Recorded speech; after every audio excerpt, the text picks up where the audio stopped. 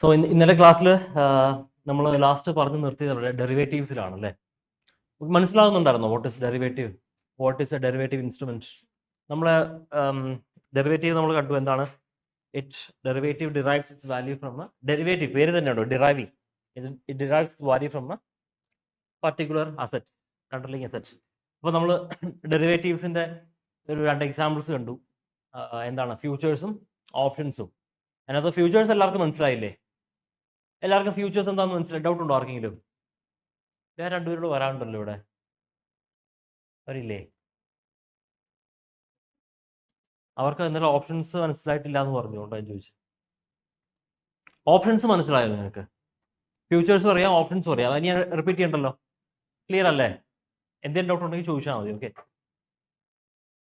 ഇനി ഓപ്ഷൻസിൽ നമുക്ക് എടുക്കാൻ മിച്ചമുള്ളത് രണ്ട് ഡിഫറെന്റ് ടൈപ്സ് ഓഫ് ഓപ്ഷൻസ് ഉണ്ട്. അതായത് call option and put option. That is A bit confusing and long topic. So നിങ്ങൾ വായിച്ചു നോക്കുക, ഡൗട്ട് ഉണ്ടെങ്കിൽ എൻ്റെ അടുത്ത് ചോദിക്കുക. ഓക്കെ. ഡെറിവേറ്റീവ്സിന്റെ ഏതാ? ഫ്യൂച്ചേഴ്സ് അല്ല, ഓപ്ഷൻസിനകത്ത് കോൾ ഓപ്ഷനും പുട്ട് ഓപ്ഷനും രണ്ട് ഓപ്ഷൻസ് ഉണ്ട്. അങ്ങനെ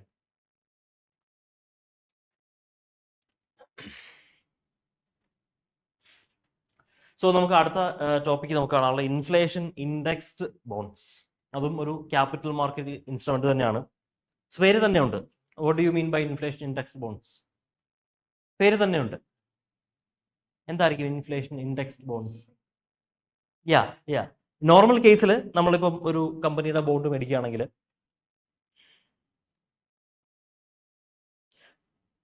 നമ്മളൊരു കമ്പനിയുടെ ബോണ്ട് മേടിക്കുകയാണെങ്കിൽ will get what fixed income അല്ലേ? സേ മന്ത്ലി അല്ലെ ക്വാർട്ടർലി, ട്വൈസ് എ മന്ത് എന്നൊക്കെ പറഞ്ഞ് ചിലപ്പോൾ കിട്ടും. Will get regular income. പക്ഷെ അതൊക്കെ ഫിക്സഡ് ഇൻകം ആയിരിക്കും. ഓക്കെ. ലൈക്ക് അവർ ഫിക്സഡ് ഡിപ്പോസിറ്റ് ഇൻകം. നമ്മൾ ബാങ്കിൽ ഫിക്സഡ് FD ഇട്ടാൽ സംഭവിക്കും? Unless RBI changes the rate, bank നമുക്ക് ഫിക്സഡ് ആയിട്ടാണ് ഇൻട്രസ്റ്റ് വരുന്നത്. 6.5%, 6%. ചില പുതിയ ബാങ്കുകളാണ് 7%. എല്ലാ വർഷവും ആ 7%ന് മാറ്റമില്ല. പക്ഷെ മാർക്കറ്റിൽ എന്തുണ്ട്? ഇൻഫ്ലേഷൻ ഉണ്ട്. ഭാഗ്യത്തിന് ഇപ്പൊ ഇൻഫ്ലേഷൻ കുറവാണ്. പക്ഷെ ഫ്യൂച്ചറിൽ ചിലപ്പോൾ ഇൻഫ്ലേഷൻ കൂടിയാൽ എന്ത് ചെയ്യും? അതായത് നമുക്ക് കിട്ടുന്ന ഇൻട്രസ്റ്റ് റേറ്റ്, നമ്മുടെ ഇൻകം, നമ്മൾ ബാങ്കിൽ ഫണ്ട് ഡെപ്പോസിറ്റ് ചെയ്തിട്ടുണ്ട്. ആ ഡെപ്പോസിറ്റിന് നമുക്കൊരു ഇൻകം കിട്ടും. ആ ഇൻകത്തിന് താഴെ നിൽക്കണം മാർക്കറ്റിലെ ഇൻഫ്ലേഷൻ റേറ്റ്. ശരിയല്ലേ? ലോജിക്കലി ഒന്ന് ഓർത്ത് നോക്കിയേ. ആ ഇൻകത്തിന് മേളിലാണ് മാർക്കറ്റിൽ ഇൻഫ്ലേഷൻ റേറ്റിംഗ്. എന്നാ പറ്റും? നമ്മുടെ വെൽത്ത് ഇറോഡ് ചെയ്യും. നമുക്കൊന്നും കിട്ടുന്നില്ല ലിറ്ററലി. റിയൽ വാല്യൂസിന് ഇൻഫ്ലേഷൻ അഡ്ജസ്റ്റ് ചെയ്ത് നോക്കുമ്പോൾ നമുക്കൊന്നും ഇല്ല. കാരണം മാർക്കറ്റിൽ 8% ഇൻഫ്ലേഷൻ ഉണ്ട്. നമുക്ക് കിട്ടുന്ന റിട്ടേൺ 7% ഉള്ളൂ. അപ്പം ഒരു വർഷം ഓരോ ശതമാനം വെച്ച് നമ്മുടെ റുപ്പിയുടെ വാല്യൂ ഇടിഞ്ഞുകൊണ്ടിരിക്കും. അതുകൊണ്ടാണ് മാർക്കറ്റിലെ ഇൻഫ്ലേഷൻ റേറ്റും നമ്മുടെ ബാങ്കിൽ നിന്നും ഇൻവെസ്റ്റ്മെന്റ്സിന്റെ റിട്ടേൺസും തമ്മിൽ ആ ഒരു മാച്ചിങ് ഉണ്ടാവും. Okay. It should be always above the inflation rate. അപ്പൊ ഇൻഫ്ലേഷൻ ഇൻഡെക്സ് ബോണ്ടിലേക്ക് വരുമ്പോൾ ഫിക്സഡ് ഇൻകം ആയിരിക്കില്ല. It will be floating. It will adjust with inflation. ഇപ്പൊ നമുക്ക് ഒരു ബോണ്ടിന് 5% ആണ് റിട്ടേൺ നമ്മൾ പറഞ്ഞിരിക്കുന്നത്. ഇൻഫ്ലേഷൻ 6% ആയി. ഉടനെ അടുത്ത 7% നമുക്ക് റിട്ടേൺ കിട്ടും. ഇൻഫ്ലേഷൻ അത്രയും തന്നെ കിട്ടിയിട്ടും കാര്യമില്ല. നമുക്ക് ഇൻ റിയാലിറ്റി ഒന്നും കിട്ടണില്ല.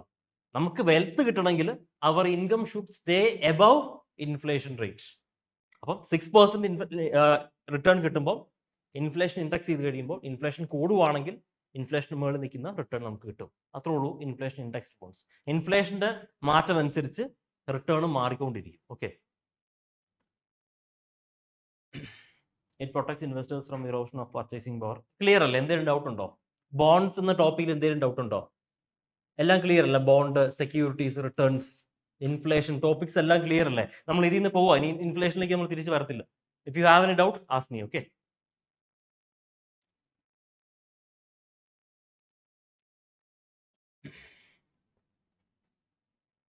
ഇതൊരു PYQ ആയിരുന്നു. ജസ്റ്റ് ഒന്ന് വായിച്ചിട്ട് സോൾവ് ചെയ്യാൻ പറ്റുമോ നോക്കി. ഇന്നലത്തേക്ക് വെച്ചിരുന്നതാണ്, ടൈം കിട്ടിയില്ല. Do it fast.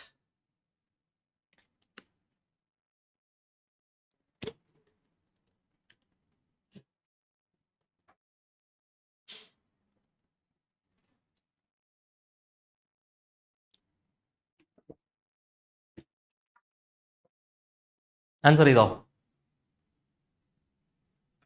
എന്താണ് 1, 2 and 3? 3 ഓപ്ഷൻ അല്ലേ ഉള്ളൂ. ഓക്കെ, ക്വസ്റ്റൻ എന്താണ്? In India which among the following which of the following can trade in corporate bonds and government securities? ഒന്നുമില്ല, 3 ഇൻസ്റ്റിറ്റ്യൂഷൻസ് വന്നിട്ടുണ്ട്. കോർപ്പറേറ്റ് ബോൺസും ഗവൺമെന്റ് സെക്യൂരിറ്റീസും വാങ്ങാനും വിൽക്കാനും അതോറിറ്റി ഉള്ളത് ആർക്കൊക്കെയാണ്? ഇത് ബൈ ഹാർട്ട് ചെയ്ത് പഠിക്കേണ്ട ആവശ്യമുണ്ടോ?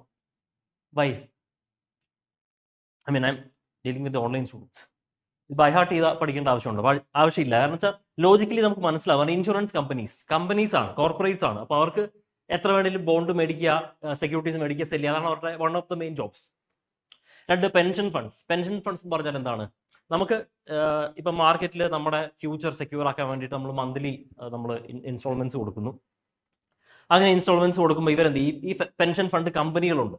അതായത് HDFC ബാങ്കിനുണ്ട്, LICക്കുണ്ട്, സ്റ്റേറ്റ് ബാങ്ക് ഓഫ് ഇന്ത്യക്കുണ്ട്. ഇവരെല്ലാം പെൻഷൻ ഫണ്ട്സ് എന്ന് പറഞ്ഞ പർട്ടിക്കുലർ ഒരു സാധനം തുടങ്ങി വെച്ചിട്ടുണ്ട്.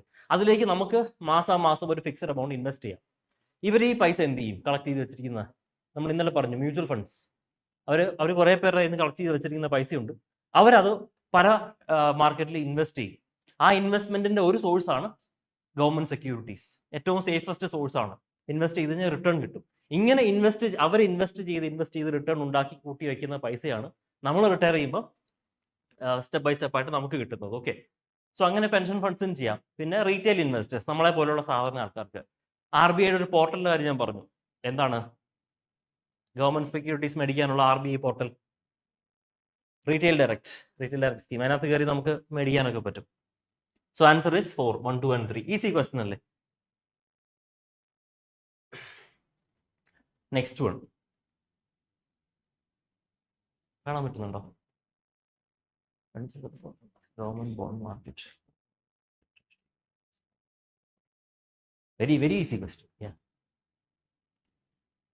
PYQ ആണ്.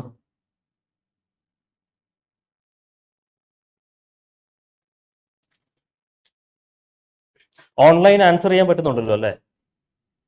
ആരെങ്കിലും ഒക്കെ റെസ്പോണ്ട് ചെയ്യണം. എനിക്ക് നിങ്ങളെ കാണത്തില്ല.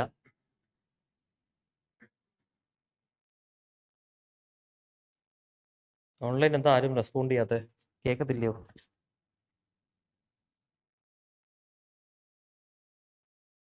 ആൻസർ എന്താ? പറ്റുന്നുണ്ട്. Okay, good.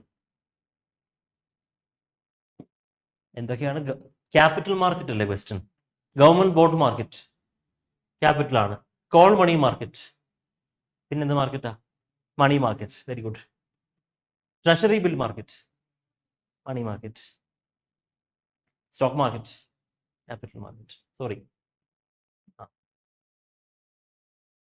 അപ്പൊ 2 അല്ലേ? 1 and 4 ശരിയല്ലേ? 1 and 4 അല്ലേ? ഗവൺമെന്റ് ബോണ്ട് മാർക്കറ്റ് അതെ, കോൾ മണി മാർക്കറ്റ് ഇല്ല, ട്രഷറി ബിൽ മാർക്കറ്റ് ഇല്ല, സ്റ്റോക്ക് മാർക്കറ്റ് 2. ഓക്കെ, ക്ലിയർ അല്ലേ ആ topic? Capital market, money market. എന്തെങ്കിലും ഡൗട്ട് ഉണ്ടോ? We are going away from that also. ഇനിയിപ്പോൾ ഉടനെ ഒന്നും തിരിച്ചു വരില്ല. ഡൗട്ട് ഉണ്ടെങ്കിൽ ചോദിക്കാം. ഇപ്പൊ ചോദിച്ചില്ല പിന്നെ മനസ്സിലാകുന്നില്ല. You will go around, read, ask me if you have anything. Next question, answer fast. Consider the following options: reserves, issued currency, evaluation balances. Economic capital നമ്മൾ ഡിസ്കസ് ചെയ്ത ടോപ്പിക്കാണ്.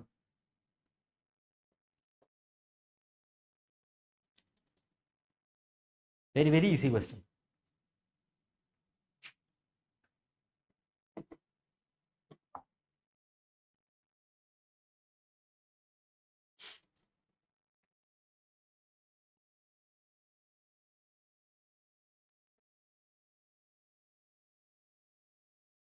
എന്താ? എന്തോ? ഓൾ 4 ആണോ? ഒന്നുകൂടെ ആലോചിച്ച് നോക്കി. ഹൗമൻ എക്കണോമിക് ക്യാപിറ്റൽ ഫ്രെയിംവർക്ക് മനസ്സിലായില്ലായിരുന്നു RBIയുടെ നമ്മൾ ക്ലാസ്സിലെടുത്തെ? പിന്നെന്താ ആൻസർ ചെയ്യാൻ ബുദ്ധിമുട്ട്? ഇഷ്യൂഡ് കറൻസി എന്താ? അസറ്റ് ആണോ ലയബിലിറ്റി ആണോ? ലയബിലിറ്റി അല്ലേ? പിന്നെ അത് എങ്ങനെ ക്യാപിറ്റലിന്റെ ഭാഗമാവും? ക്യാപിറ്റൽ എന്ന് പറഞ്ഞാൽ it should be asset, it should be part of our asset. മാത്രമല്ല RBI പ്രിന്റ് ചെയ്യുന്ന കറൻസി അത് RBIക്ക് ഹോൾഡ് ചെയ്യാൻ പറ്റില്ല. It is given. ആ കറൻസി എടുത്ത് ബാങ്കിന് കൊടുത്ത് ബോണ്ട് മേടിച്ച് വെക്കുന്നതാണ് asset. Issued currency cannot be an asset. So answer is 1, 3 and 4.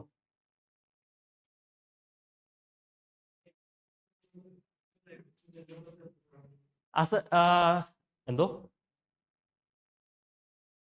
Risk ഒരു മിനിറ്റ് അതിപ്പോ ആൻസർ ചെയ്യാം. നമ്മൾ പറഞ്ഞെന്താ?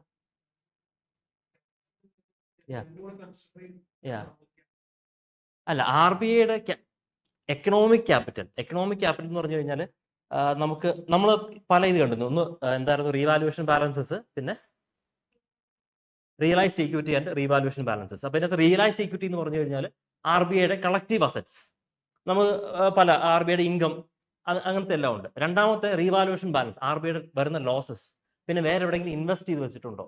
അപ്പൊ അങ്ങനെ റിയലൈസ്ഡ് ഇക്വിറ്റിയും റീവാലുവേഷൻ ബാലൻസസ് എന്ന് പറഞ്ഞാൽ കറക്റ്റ് ഡിമാർക്കേഷൻസ് ഉണ്ട്. ഇഷ്യൂഡ് കറൻസി എന്ന് പറഞ്ഞാൽ ആർ ബി ഐ പ്രിന്റ് ചെയ്യുന്നതാണ്.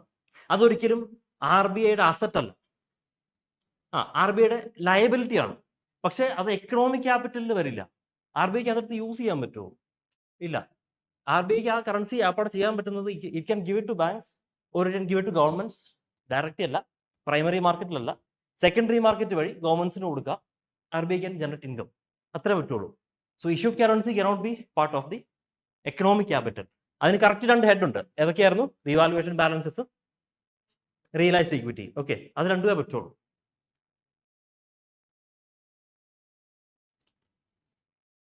Last question.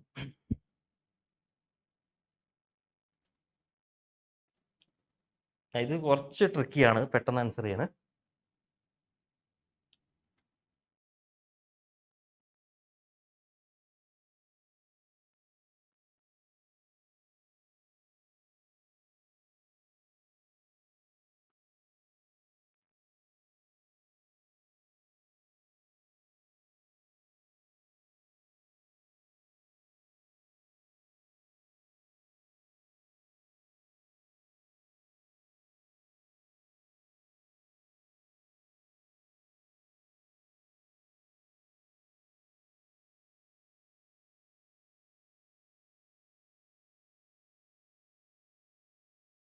എന്താണ് ആൻസർ? സമയം കഴിഞ്ഞു. With reference to capital markets and following statements, primary market mobilization. Okay, എന്താണ് ആൻസർ? എല്ലാവർക്കും ആൻസർ സി, എല്ലാവർക്കും സി ആണോ? Okay, why C? നിങ്ങൾ പറയുന്നത് ഞാൻ പ്രതീക്ഷിച്ചില്ല. Very good. എന്തായാലും പറ. Yeah, transactions in, okay, first statement നമുക്ക് നോക്കാം. Primary market mobilises what? Resources by transferring savings into productive investment. ശരിയാണ്. പ്രൈമറി മാർക്കറ്റ് എന്ന് പറഞ്ഞാൽ എന്താ? ഒരു കമ്പനി ആദ്യമായിട്ട് ഇഷ്യൂ ചെയ്യുന്നു, ആദ്യമായിട്ട് സ്റ്റോക്സ് ഇഷ്യൂ ചെയ്യുന്നു. ഞാൻ എൻ്റെ സേവിങ്സ് മുടക്കി അത് മേടിക്കുന്നു. അപ്പൊ എൻ്റെ സേവിങ്സ് പ്രൊഡക്റ്റ് ആ കമ്പനിക്ക് വേണ്ട ഇൻവെസ്റ്റ്മെന്റ്സ് ആയിട്ട് മാറുവാണ്. Okay, that is true. Transactions in the secondary market directly contribute to capital formation in the economy. ആണോ? Why not?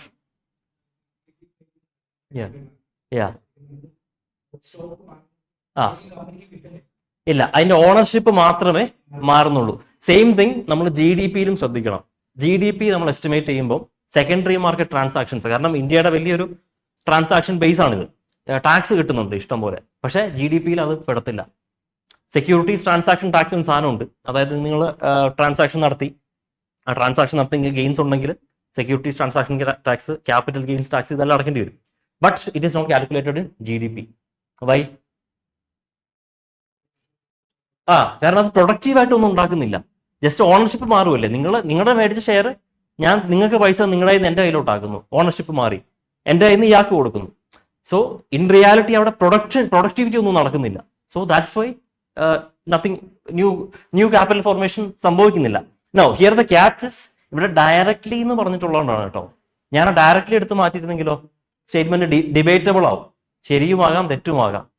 കാരണം ഇപ്പൊ ഒരു കമ്പനിയുടെ സെക്കൻഡറി മാർക്കറ്റ് ട്രാൻസാക്ഷൻസിന് ഭയങ്കര ഡിമാൻഡ് ആണെങ്കിൽ അത് ഡയറക്ട്ലി അതിന്റെ പ്രൈമറി മാർക്കറ്റിനെ എഫക്ട് ചെയ്യും. ശരിയല്ലേ? ഇപ്പൊ റിലയൻസിന്റെ ഷെയർ ഭയങ്കരമായിട്ട് കൂടുന്നു എന്ന് കണ്ടു കഴിഞ്ഞാൽ അവർ പുതിയ ഇഷ്യൂ ചെയ്ത് കഴിഞ്ഞാൽ അത് മേടിക്കാൻ ക്യൂ നിൽക്കും. സോ ഇൻഡയറക്ട്ലി എഫക്ട് ഉണ്ട്. ഡയറക്ട്ലി എന്ന് പറഞ്ഞിരിക്കുന്നതുകൊണ്ട് you can eliminate it. SEBI സ്വാഭാവികം by default. Primary second capital market ആണ്, സെബിയേ ഉള്ളൂ റെഗുലേറ്റർ. ഇവിടെ ഉണ്ട്. ഓക്കെ, ഇതുകൂടെ ഒന്ന് ആൻസർ ചെയ്യും പെട്ടെന്ന്.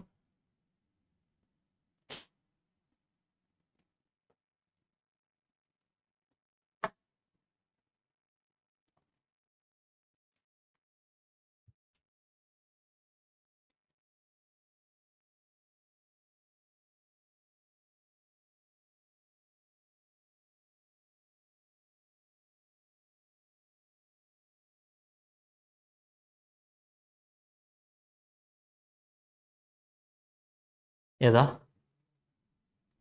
ബിയോ? ഡി? ഒരു minute.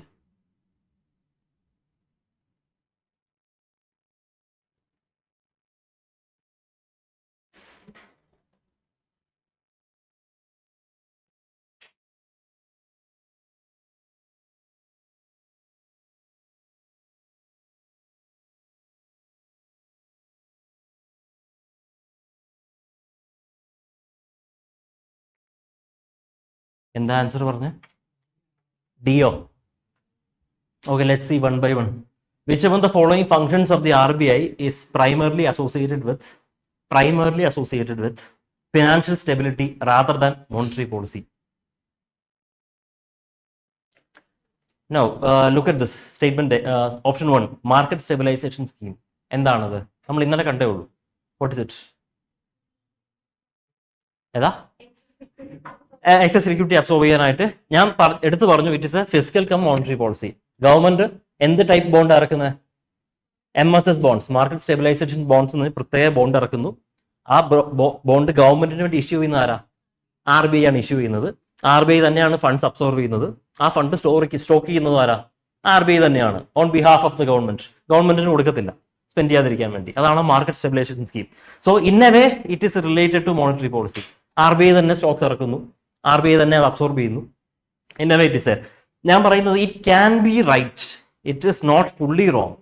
But in UPSC prelims questions ചിലപ്പോൾ 4 ഓപ്ഷനും ശരിയായിരിക്കും. You have to pick the best option. അതാണ് നമ്മുടെ മുമ്പിലുള്ളത്. 4 ഓപ്ഷൻ ചിലപ്പോൾ ശരിയായിരിക്കും, ഈ കേസിലല്ല. But I'm telling you, when you look at 4 option you have to choose the best option. Okay, yeah. ഇത് കഴിഞ്ഞിട്ട് മതിയോ? അടച്ചോ. So which of the following functions of the Reserve Bank of India is? Okay. Second one is conducting variable rate repo and reverse repo operations. ഇവിടെ തന്നെ ഉണ്ട് repo and reverse repo ഉണ്ട്. Variable എന്താണെന്ന് അറിയണമെന്നില്ല, you can easily eliminate it. It is a monetary policy tool. എന്താണ് variable rate and reverse repo? Variable repo and reverse repo ഞാൻ പറഞ്ഞില്ലായിരുന്നു ക്ലാസ്സിൽ. അതായത് it is also a liquidity absorption programme, repo. So what we do is, RBIക്ക് സ്ഥിരമായിട്ടൊരു monetary policy ഉണ്ട്. Monetary policy committee കൂടി repo rate തീരുമാനിക്കും. At some instances, RBI decides to remove excess liquidity by RBI ആണ് repo rate തീരുമാനിക്കുന്നത്. Repo rate എന്ന് പറഞ്ഞാൽ എന്താ? ബാങ്ക്സിന്റെ കയ്യിൽ നിന്ന് എന്ത് ചെയ്യുന്നു? റിപ്പോ റേറ്റ് എന്ന് പറഞ്ഞാൽ ബാങ്ക്സ് RBIയുടെ കയ്യിൽ നിന്ന് ബോറോ ചെയ്യുന്നു. ഓക്കെ, അപ്പൊ അതിനൊരു ഫിക്സഡ് റേറ്റ് ഉണ്ട്, RBI റേറ്റ് ഫിക്സ് ചെയ്തിട്ടുണ്ട്. വേരിയബിൾ റേറ്റിന്റെ കേസിൽ അങ്ങനെയല്ല. RBI എന്ത് ചെയ്താൽ ഓപ്ഷന് വെക്കും, ആര് കൂടുതൽ റേറ്റ് തരുന്നോ അവർക്ക് കൊടുക്കും. ഓക്കെ, അതാണ് വേരിയബിൾ റിപ്പോ. അത്രേ ഉള്ളൂ വ്യത്യാസം, വേറെ ഡീറ്റെയിൽസിലേക്ക് ഒന്നും പോകണ്ട. ഇനി അത് കാണുമ്പോൾ തന്നെ എലിമിനേറ്റ് ചെയ്യാം. Targeted long term repo operation, വീണ്ടും റിപ്പോ ഓപ്പറേഷൻ ഉണ്ട്, you can easily eliminate it. എന്താണ് TLROs? റിപ്പോ റേറ്റ് എന്ന് പറഞ്ഞാൽ അത് ഷോർട്ട് ടേം ആണോ ലോങ് ടേം ആണോ? ഷോർട്ട് ടേം ആണ്. ഇനി സപ്പോസ് ബാങ്ക്സിന് ലോങ് ടേംസിലേക്ക് ഫണ്ട് വേണമെങ്കിൽ അത് അറേഞ്ച് ചെയ്യാനായിട്ടുള്ള പരിപാടിയാണ് targeted long term repo operations. Okay, last one is നോം such as capital adequacy and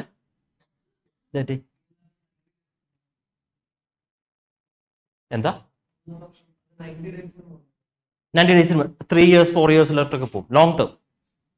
short term എന്ന് പറഞ്ഞാൽ ബിലോ 1 year ആണ്. 90 days അല്ല, below 1 year. Yeah, long term above 1 year. Treasury bills ഒക്കെ അങ്ങനെയാണല്ലോ, 90 days to 368 days ഉണ്ട്. D എന്താ? നോം such as capital adequacy and provisioning requirements. അതാണ് ഫിനാൻഷ്യൽ സ്റ്റെബിലിറ്റി. ബാങ്കുകൾ തകരാതിരിക്കാനായിട്ടുള്ള ഒരു സംവിധാനമാണത്. It looks after financial stability, nothing to do with monetary provisions. Clear അല്ലേ? നീ എന്താ ക്വസ്റ്റ്യൻ പറഞ്ഞേ?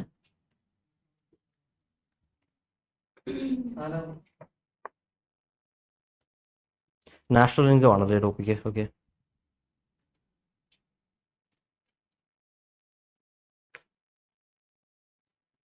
national income of a country for a given period is equal to total value of goods and services for this sum of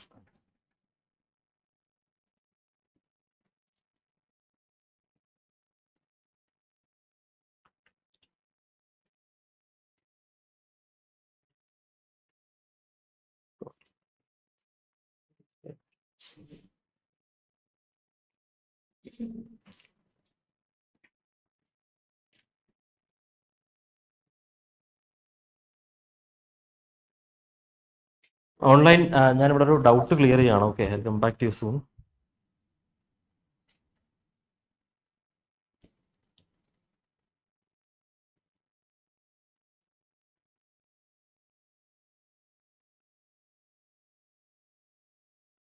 answer A അല്ലേ അവരുടെ actually?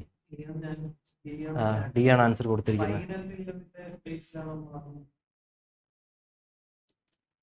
എന്താണ് പറഞ്ഞത്?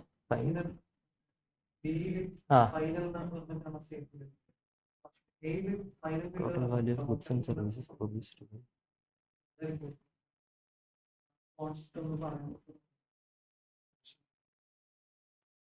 അത് ഞാൻ പറഞ്ഞുതരാം. ഐ തിങ്ക് എ ആയിട്ടാണ് എനിക്ക് തോന്നുന്നത്. ലെറ്റ്സ് സീ, നമുക്ക് നോക്കാം. കാരണം നാഷണൽ ഇൻകം എന്ന് പറയുന്നത് ഒരുപാട് ടേംസ് ഉണ്ട്, ലൈക്ക് GDP, GNI. അപ്പോൾ അതിനകത്ത് നാഷണൽ, ഇപ്പം ഗ്രോസ് നാഷണൽ ഇൻകം എടുക്കുകയാണെങ്കിൽ GDP, ഗ്രോസ് നാഷണൽ പ്രൊഡക്റ്റ് എന്ന് പറഞ്ഞു കഴിഞ്ഞാൽ ഇന്ത്യൻ റെസിഡൻസ്, അതായത് ഇന്ത്യൻ നാഷണൽസ് ഇന്ത്യൻ ടെറിട്ടറിയിൽ പ്രൊഡ്യൂസ് ചെയ്യുന്നു. ഞാൻ പറയുന്നത് അത് GDP ആണ്. ഞാൻ ഗ്രോസ് നാഷണൽ ഇൻകത്തിന്റെ കാര്യം പറയും. ഗ്രോസ് നാഷണൽ ഇൻകം, അതിനകത്ത് റെസിഡൻസ് വിദേശത്ത് പോയി പൈസ കൊണ്ടുവന്നാൽ അതും അതിനകത്ത് പെടും. അത് കുറച്ച് കോംപ്ലിക്കേറ്റഡ് ആണ്, നമുക്ക് ഡിസ്കസ് ചെയ്യാം. ഓക്കെ, ഇപ്പൊ നിന്ന് കഴിഞ്ഞാൽ ടോപ്പിക്സ് തീരില്ല. ഏതാ GNI, GNP ചെറിയ ഡിഫറൻസ് ഉണ്ട്. GNI, GNPയിൽ if I am right, GNI, GNP there is some difference. I will get back to you. കറക്റ്റായിട്ട് ഞാൻ ഓർത്ത് പറയില്ല, പിന്നെ തെറ്റിപ്പോകും പറഞ്ഞു കഴിഞ്ഞാൽ കൺഫ്യൂഷൻ ആയിപ്പോകും. എനിക്ക് നിങ്ങൾക്കും കൺഫ്യൂഷൻ ആവും. ആ ടോപ്പിക്ക് ഞാൻ റെഫർ ചെയ്തിട്ട് പറയാം. Okay,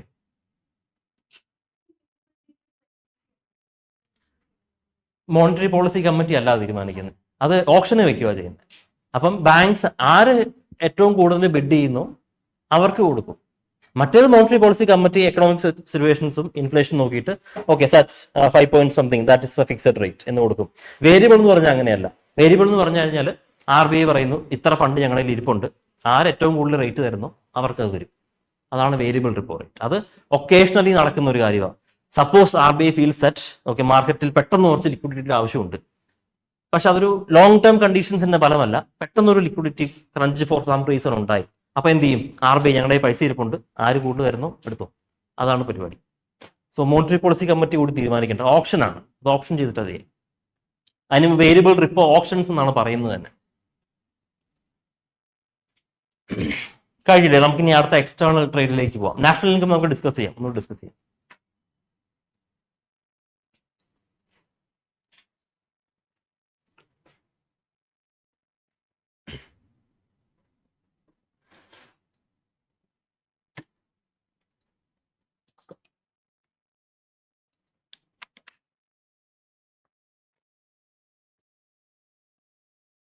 money value of final goods ആയിരിക്കും ശരി. That's true. കാരണം ഫൈനൽ ഗുഡ്സിലാണ് ടാക്സ് വരിക, പ്രൊഡക്റ്റ് ടാക്സ് വരത്തില്ല. GDP വരുമ്പം we have to estimate the last step also, അതായത് പ്രൊഡക്റ്റ് ടാക്സ്. അതുകൂടെ കഴിയുമ്പോഴേ നമ്മുടെ കയ്യിലേക്ക് സാധനം എത്തുന്നുള്ളൂ. സോ അതാണ് നാഷണൽ ഇൻകത്തിന് വേണ്ടി അക്കൗണ്ട് ചെയ്ത് പോകുന്നത്.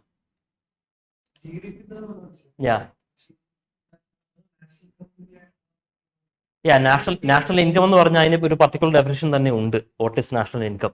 അത് നമ്മുടെ ഫാക്ടേഴ്സ് ഓഫ് പ്രൊഡക്ഷൻ, വിദേശത്ത് പോയി ഫാക്ടേഴ്സ് ഓഫ് പ്രൊഡക്ഷൻ ഉണ്ടാക്കുന്ന പൈസയും നാട്ടിലെ നമ്മുടെ വരുമാനവും എല്ലാം കൂടെ ചേർത്തിട്ടുള്ളൊരു കറക്റ്റ് ഡെഫിനിഷൻ നാഷണൽ ഇൻകത്തിനുണ്ട്.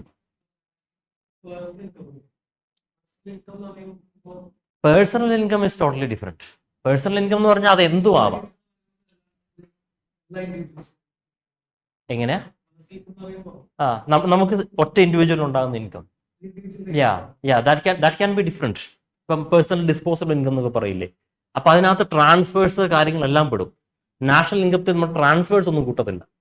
അത് നമ്മുടെ ട്രാൻസ്ഫേഴ്സ് പറഞ്ഞാൽ എന്താ? നമുക്ക് വെറുതെ കിട്ടുന്ന പൈസ, അതായത് എക്സ്റ്റേണൽ ഗ്രാൻസ്, റെമിറ്റൻസ്, അതൊക്കെ ട്രാൻസ്ഫേഴ്സ് ആയിട്ട് വരും. അത് പേഴ്സണൽ ഇൻകത്തിൽ അതെല്ലാം വരും. ഡിസ്പോസബിൾ ഇൻകത്തിൽ ടാക്സ് ഡിഡക്ട് ചെയ്യണം, കാരണം അത് നമ്മുടെ ഡിസ്പോസബിൾ ഇൻകത്തിൽ ഇല്ല. ഡിസ്പോസബിൾ ഇൻകം എന്ന് പറഞ്ഞാൽ എനിക്ക് സ്പെൻഡ് ചെയ്യാനുള്ള പൈസയേ ഉള്ളൂ. ടാക്സ് അടച്ച് അതെനിക്ക് സ്പെൻഡ് ചെയ്യാനില്ല, I have to pay to the government. അത് കഴിഞ്ഞാൽ അത് പേഴ്സണൽ ഇൻകത്തിലേക്ക് വരുന്നത്. National income is a different thing. We will discuss it കുറച്ചുകൂടെ ബ്രീഫായിട്ട്. I also need to check.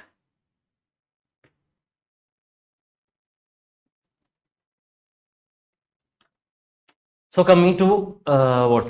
External trade. Okay, first one is balance of payments. So എന്താണ് balance of payments? എല്ലാവർക്കും അറിയാവുന്ന കൺസെപ്റ്റ് അല്ലേ? ഡീറ്റെയിൽ ആയിട്ട് discuss ചെയ്യേണ്ട ആവശ്യമുണ്ടോ? ഉണ്ടോ? ബാലൻസ് ഓഫ് പേയ്മെന്റ്സ് എന്ന് പറഞ്ഞ ഒന്നുമില്ല. നമ്മുടെ കൺട്രി കുറെ ഇമ്പോർട്ട് ചെയ്യും, കുറെ എക്സ്പോർട്ട് ചെയ്യും. നമ്മൾ നേരത്തെ പബ്ലിക് ഫിനാൻസിലെ റവന്യൂ എക്സ്പെൻഡിച്ചർ, ക്യാപിറ്റൽ എക്സ്പെൻഡിച്ചർ എന്നൊക്കെ പറയുന്നത്, അതുപോലെ തന്നെ റവന്യൂ കറണ്ട് അക്കൗണ്ട് ട്രാൻസാക്ഷൻസും ഉണ്ട്, ക്യാപിറ്റൽ അക്കൗണ്ട് ട്രാൻസാക്ഷൻസും ഉണ്ട്. അറിയില്ലേ അതൊക്കെ? എല്ലാവർക്കും അറിയാവോ? ഡിസ്കസ് ചെയ്യേണ്ട ആവശ്യമുണ്ടോ? ജസ്റ്റ് പറഞ്ഞു പോവാം, മാർക്കിൽ ഡൗട്ട് ഉണ്ടെങ്കിൽ കേട്ടോളൂ. It is A systematic record of all economic transaction between resident of A country and the rest of the world. എല്ലാ എക്കണോമിക് ട്രാൻസാക്ഷനും അത് നമുക്ക് രണ്ട് അക്കൗണ്ട്സ് ഉണ്ട്. ഒന്ന് കറണ്ട് അക്കൗണ്ടും ഉണ്ട്, ഒന്ന് ക്യാപിറ്റൽ അക്കൗണ്ടും ഉണ്ട്. എന്താ കറണ്ട് അക്കൗണ്ടിനകത്തുള്ളത്? വൺ വേ നമ്മുടെ റവന്യൂ റെസിപ്റ്റ്സ് പോലെ തന്നെ. അതായത് ട്രേഡ് നടക്കുന്നു, നമ്മൾ എക്സ്പോർട്ട് ചെയ്യുന്നു, നമുക്ക് ഇൻകം കിട്ടുന്നു, that is current account transaction. അല്ലെങ്കിൽ നമുക്ക് ഒരു വിദേശത്ത് നിന്ന് ഒരു ലോൺ കിട്ടുന്നു, അതെന്തായിരിക്കും? That is capital account transaction. അതായത് സെയിം, നമ്മുടെ സെയിം ക്യാപിറ്റൽ റെസിപ്റ്റ്സും റവന്യൂ റെസിപ്റ്റ്സും അതേ കൺസെപ്റ്റ് തന്നെ ഇവിടെ അപ്ലൈ ചെയ്യാം. ഓക്കെ, ഇനിയിപ്പം ബാലൻസ് ഓഫ് പേയ്മെന്റ്സ് കമ്പൈൽ ചെയ്ത് റിലീസ് ചെയ്യുന്ന ആരാ? Reserve Bank of India. അത് പെട്ടെന്ന് ശ്രദ്ധിക്കാൻ വഴിയിൽ അറിയാൻ മേലാത്തൊരു നോട്ട് ചെയ്ത് വെച്ചോളൂ. റിസർവ് ബാങ്ക് ഓഫ് ഇന്ത്യ ആണ് BOP കമ്പൈൽ ചെയ്യുന്നത്, റിലീസ് ചെയ്യുന്നത്. Next is components of BOP. നമ്മൾ പറഞ്ഞു വന്ന current account. It records a flow of goods, services, income and transfers. It includes trade in goods. നമുക്കറിയാം ട്രേഡ് ഇൻ ഗുഡ്സ് എന്ന് പറയുമ്പം goods വിൽക്കുന്നു, പൈസ വരുന്നു, ആ ട്രാൻസാക്ഷൻ അവിടെ കഴിഞ്ഞു, പിന്നെ അതിനകത്ത് വേറെ ഒന്നുമില്ല. സർവീസ്, ഇവിടെ ശ്രദ്ധിക്കുക എല്ലാവരും. ഇവിടെ എന്ത് പറ്റി? ഓക്കെ, ഇവിടെ ശ്രദ്ധിക്കുക. Next trade in services, income and transfers. ഇതെല്ലാം കറണ്ട് അക്കൗണ്ട് ആണ്. മനസ്സിലാവുന്നുണ്ടോ? ഇതിനകത്ത് ഏതെങ്കിലും നിങ്ങൾക്ക് കറണ്ട് അക്കൗണ്ട് അല്ലെന്ന് തോന്നുന്നുണ്ടോ? എന്തുകൊണ്ടാണ് ഇത് കറണ്ട് അക്കൗണ്ട് ആണെന്ന് തോന്നുന്നുണ്ടോ? മനസ്സിലായോ? ഓക്കെ, സോ ഇനിയിപ്പോൾ അടുത്തത് വരുന്നത് കറണ്ട് അക്കൗണ്ട് ബാലൻസ് ആണ്. So what is current account balance? Trade balance plus net invisibles. എന്തുകൊണ്ടാണ് ഞാനിവിടെ ട്രേഡ് ബാലൻസ് എന്ന് എഴുതിയിരിക്കുന്നത്? ഒരു minute.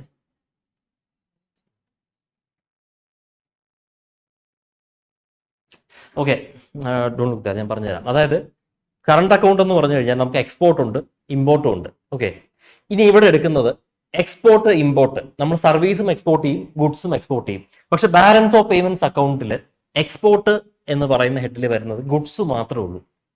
Export of goods, import of goods. ഇനി അവിടെ ട്രേഡ് ബാലൻസ് എന്ന് പറയുന്നൊരു സാധനമുണ്ട്. ട്രേഡ് ബാലൻസ് എന്ന് പറയുന്നത് difference between export and import of goods only. Okay, പിന്നെ സർവീസസ് വരുന്ന എവിടെയാ? ഇൻവിസിബിൾസ് എന്ന് പറയുന്ന മറ്റൊരു ഹെഡ്. നമ്മൾ ലോജിക്കലി ചിന്തിച്ചാൽ നമുക്ക് തോന്നും നമ്മൾ ഗുഡ്സും സർവീസും എല്ലാം എക്സ്പോർട്ട് ചെയ്യുന്നുണ്ടല്ലോ. പക്ഷെ അങ്ങനെയല്ല അക്കൗണ്ടിങ്ങിൽ വരുന്നത്. It is different. ഇൻവിസിബിൾസ് എന്ന് പറഞ്ഞാൽ രണ്ടാമത്തെ ഒരു ഹെഡ് ഉണ്ട്. നമുക്ക് ആദ്യം എക്സ്പോർട്ട് ഓഫ് ഗുഡ്സ് ഉണ്ട് ഒരു ഹെഡ്, ഇമ്പോർട്ട് ഓഫ് ഗുഡ്സ് രണ്ടാമത്തെ ഹെഡ്, മൂന്നാമത്തെ ഹെഡ് എന്താ? ഇൻവിസിബിൾസ് എന്ന് പറഞ്ഞൊരു ഹെഡ്. ആ ഇൻവിസിബിൾസിലാണ് service trade, income, transfers. Service trade എന്ന് പറഞ്ഞാൽ എന്താ? Export and import of services, software, tourism, hospitality, ഇതെല്ലാം സർവീസസ് പെടും. So that comes under services head. Income എന്താ? Income from factors of production. നമ്മുടെ നാട്ടുകാർ പുറത്തുപോയി പണിയെടുക്കുന്നു, അവർ അവിടെ നിന്ന് ഇൻകം അയച്ചു തരുന്നു. നമ്മുടെ ബിസിനസ്സുകാർ പുറത്തുപോയി ഇൻവെസ്റ്റ്മെന്റ്സ് നടത്തുന്നു, അതിന്റെ ഡിവിഡൻസ് മേടിക്കുന്നു. All these are part of income. Okay, transfers എന്താ? Current transfers. നാഷണൽ ഇൻകത്തിൽ പറയുന്ന കറണ്ട് ട്രാൻസ്ഫേഴ്സ് എന്താ? ട്രാൻസ്ഫേഴ്സ് എന്ന് പറഞ്ഞാൽ നമുക്ക് നോ ക്വിഡ് പ്രൊക്കോ എന്ന് പറയുന്ന സാധനം, അതായത് വെറുതെ കിട്ടും. ഗ്രാൻസ് ഇൻ എയ്ഡ് എന്നൊക്കെ പറഞ്ഞ് കിട്ടുന്ന സാധനം, റെമിറ്റൻസസ്, അതെല്ലാം ഇതിന്റെ ഭാഗമാണ്.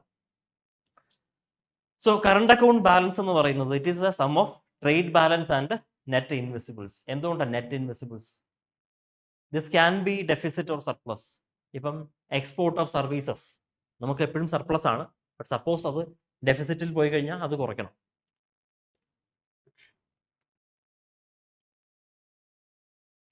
സോ ട്രേഡ് ബാലൻസ് എന്ന് പറഞ്ഞാൽ എന്താണ്? Difference between value of export and imports of goods only, visible items only. It is also known as balance of trade. മാറിപ്പോകരുത്. ബാലൻസ് ഓഫ് പേയ്മെന്റ്സ് എന്ന സാധനമുണ്ട്. That is the whole thing. Balance of trade അതിൻ്റെ subset ആണ്. Balance of ട്രേഡിൽ നമ്മൾ എന്താണ് കാണുന്നത്? പറഞ്ഞ ബാലൻസ് ഓഫ് ട്രേഡിൽ എന്താ കാണുന്നത്? എന്താ പറയാത്തെ? നിങ്ങൾ ശ്രദ്ധിക്കണില്ലേ ഇവിടെ ആരും? നിങ്ങളോട് ആദ്യം ചോദിച്ചു ട്രേഡ് അറിയാവോന്ന് ചോദിച്ചു. അപ്പൊ എല്ലാവരും അറിയാമെന്ന് പറഞ്ഞു. കറണ്ട് അക്കൗണ്ട് ബാലൻസ് അറിയാമെന്ന് പറഞ്ഞു. അത് കഴിഞ്ഞ് ഞാൻ പോട്ടെ എന്ന് വെച്ചാൽ ഞാൻ പറഞ്ഞു തന്നു വാട്ട് ഇസ് ട്രേഡ് ബാലൻസ്. ഞാൻ ഇവിടെ ഒന്ന് നിങ്ങൾ ശ്രദ്ധിക്കണില്ലേ ഇവിടെ? പറ, വാട്ട് ഇസ് ട്രേഡ് ബാലൻസ്? അവിടെ നോക്കണ്ട, ഇവിടെ പറ, what is trade balance?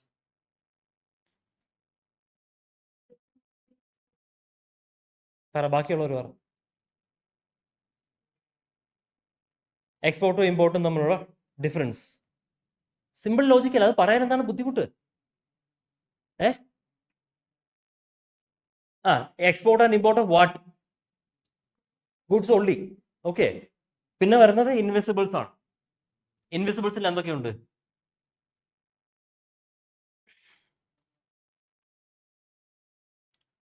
Components of നമുക്ക് ഉള്ള ഹെഡുകൾ എന്തൊക്കെയാണ്? ഒന്നാമത്തെ ഹെഡ് എക്സ്പോർട്ട്, രണ്ടാമത്തെ ഹെഡ് എന്താ? ഇമ്പോർട്ട്, മൂന്നാമത്തെ ഹെഡ് എന്താ? Trade balance. അല്ല, ശരിയാണ്. എക്സ്പോർട്ട് ഇമ്പോർട്ട് കഴിഞ്ഞാൽ എക്സ്പോർട്ടിന്റെ ഇമ്പോർട്ടിന്റെയും നമ്മൾ ഡിഫറൻസ് ട്രേഡ് ബാലൻസ്. സർപ്ലസ് എങ്കിൽ സർപ്ലസ്, ഡെഫിസിറ്റ് എങ്കിൽ ഡെഫിസിറ്റ്. ഓക്കെ, ഞാൻ വഴക്ക് പറഞ്ഞതല്ല, നിങ്ങൾ ശ്രദ്ധിക്കാൻ വേണ്ടി പറഞ്ഞതേ ഉള്ളൂ. Okay, don't feel bad about it. ആണോ? അങ്ങനെ ഒരു പ്രശ്നം ഇവിടെ ഉണ്ടല്ലേ? Okay, sorry, my bad.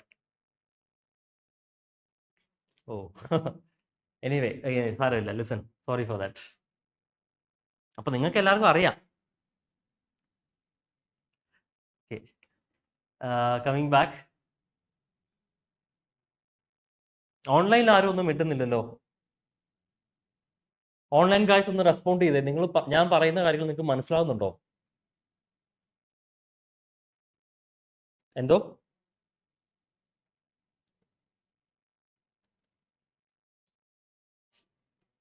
Speed കൂടുതലാണോ?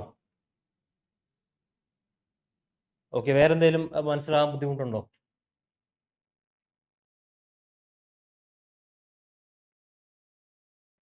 Okay okay okay, let me see. അപ്പൊ അങ്ങനെ പ്രശ്നങ്ങൾ ഉണ്ടെങ്കിൽ യു ഓപ്പൺ അപ്പ്. അപ്പൊ തന്നെ പറയും കേട്ടോ, ഞാൻ ചോദിക്കാൻ വെയിറ്റ് ചെയ്യരുത് കേട്ടോ. കാരണം എനിക്ക് ഓൺലൈൻ സ്റ്റുഡൻസിന് എനിക്ക് കാണത്തില്ല, എനിക്ക് കാണാവുന്ന എൻ്റെ കൂടെ ഇരിക്കുന്നവരെയാണ്. So sometimes I can get carried away. Anyway, നിങ്ങൾക്ക് അങ്ങനെ ഒരു ബുദ്ധിമുട്ടുണ്ടെങ്കിൽ ടെൽ മീ കേട്ടോ.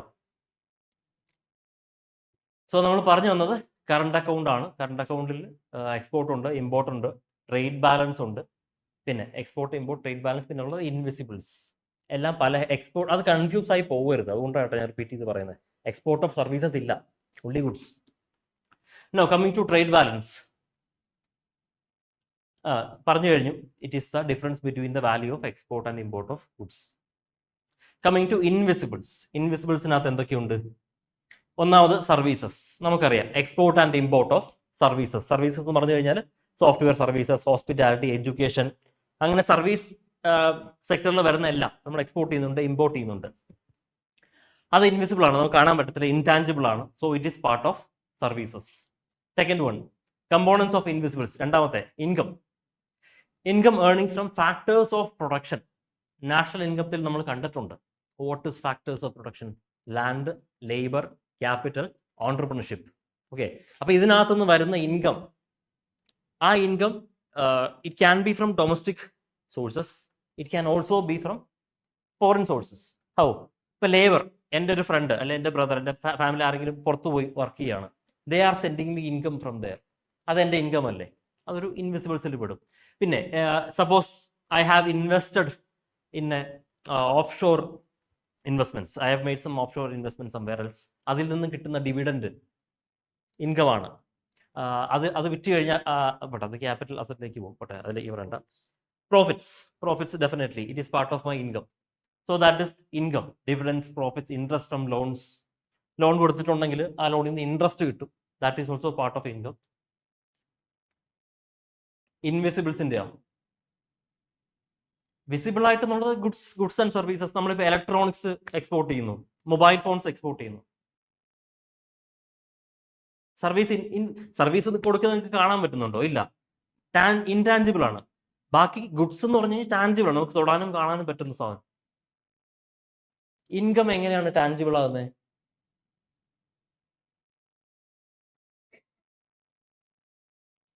അല്ല, അതിപ്പം സർവീസും അങ്ങനെ തന്നെയല്ലേ പോകുന്നത്. ഇപ്പൊ ഇൻകം എന്ന് പറഞ്ഞു കഴിഞ്ഞാൽ നമ്മൾ പുറത്തു പോയി വിദേശത്ത് പോയി വർക്ക് ചെയ്യുന്നു, അവിടുന്ന് ക്യാഷ് ഇന്ത്യയിലേക്ക് അയക്കുന്നു. That is A bank transfer. അവിടെ വേറെ ഗുഡ്സിന്റെ എക്സ്ചേഞ്ച് ഒന്നും നടക്കുന്നില്ല. നേരെ കുറിച്ച് ഞാൻ മൊബൈൽ ഫോൺ ഇമ്പോർട്ട് ചെയ്യുന്നു. ആ മൊബൈൽ ഫോൺ നിങ്ങൾക്ക് കാണാം, നിങ്ങൾക്ക് യൂസ് ചെയ്യാം, യു ക്യാൻ ഫീൽ ഇറ്റ്. അതുകൊണ്ട് അതിനെ അങ്ങനെ പറയുന്നത്. Okay,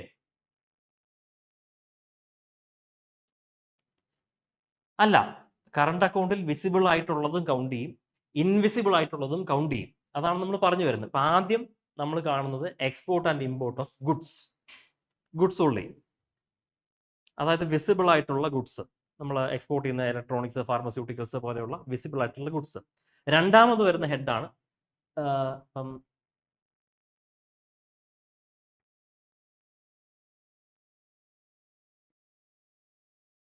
okay, current account record ചെയ്യുന്ന, നിങ്ങൾ ഓൺലൈൻ കാണാൻ പറ്റുകയാണെന്ന് നോക്കുക. കറണ്ട് അക്കൗണ്ട് റെക്കോർഡ് ചെയ്യുന്ന രണ്ട് കാര്യങ്ങളാണ്. ട്രേഡ് ഇൻ ഗുഡ്സ് ഒന്നാമത്തെ, export and imports, trade balance, അതായത് എക്സ്പോർട്ടിന്റെയും ഇമ്പോർട്ടിന്റെയും നെറ്റ്. പിന്നെ രണ്ടാമത് വരുന്ന ഹെഡാണ് ഇൻവിസിബിൾസ്, അതായത് സർവീസ്, ഇൻകം, ട്രാൻസ്ഫേഴ്സ് ഒക്കെ. അപ്പൊ ഈ ട്രേഡ് ഇൻ ഗുഡ്സും ട്രേഡ് ഇൻ ഇൻവിസിബിൾസും കൂടെ ചേരുന്നതാണ് നമ്മുടെ കറണ്ട് അക്കൗണ്ട്. ക്ലിയർ ആവുന്നുണ്ടോ? ക്ലിയർ ആയോ?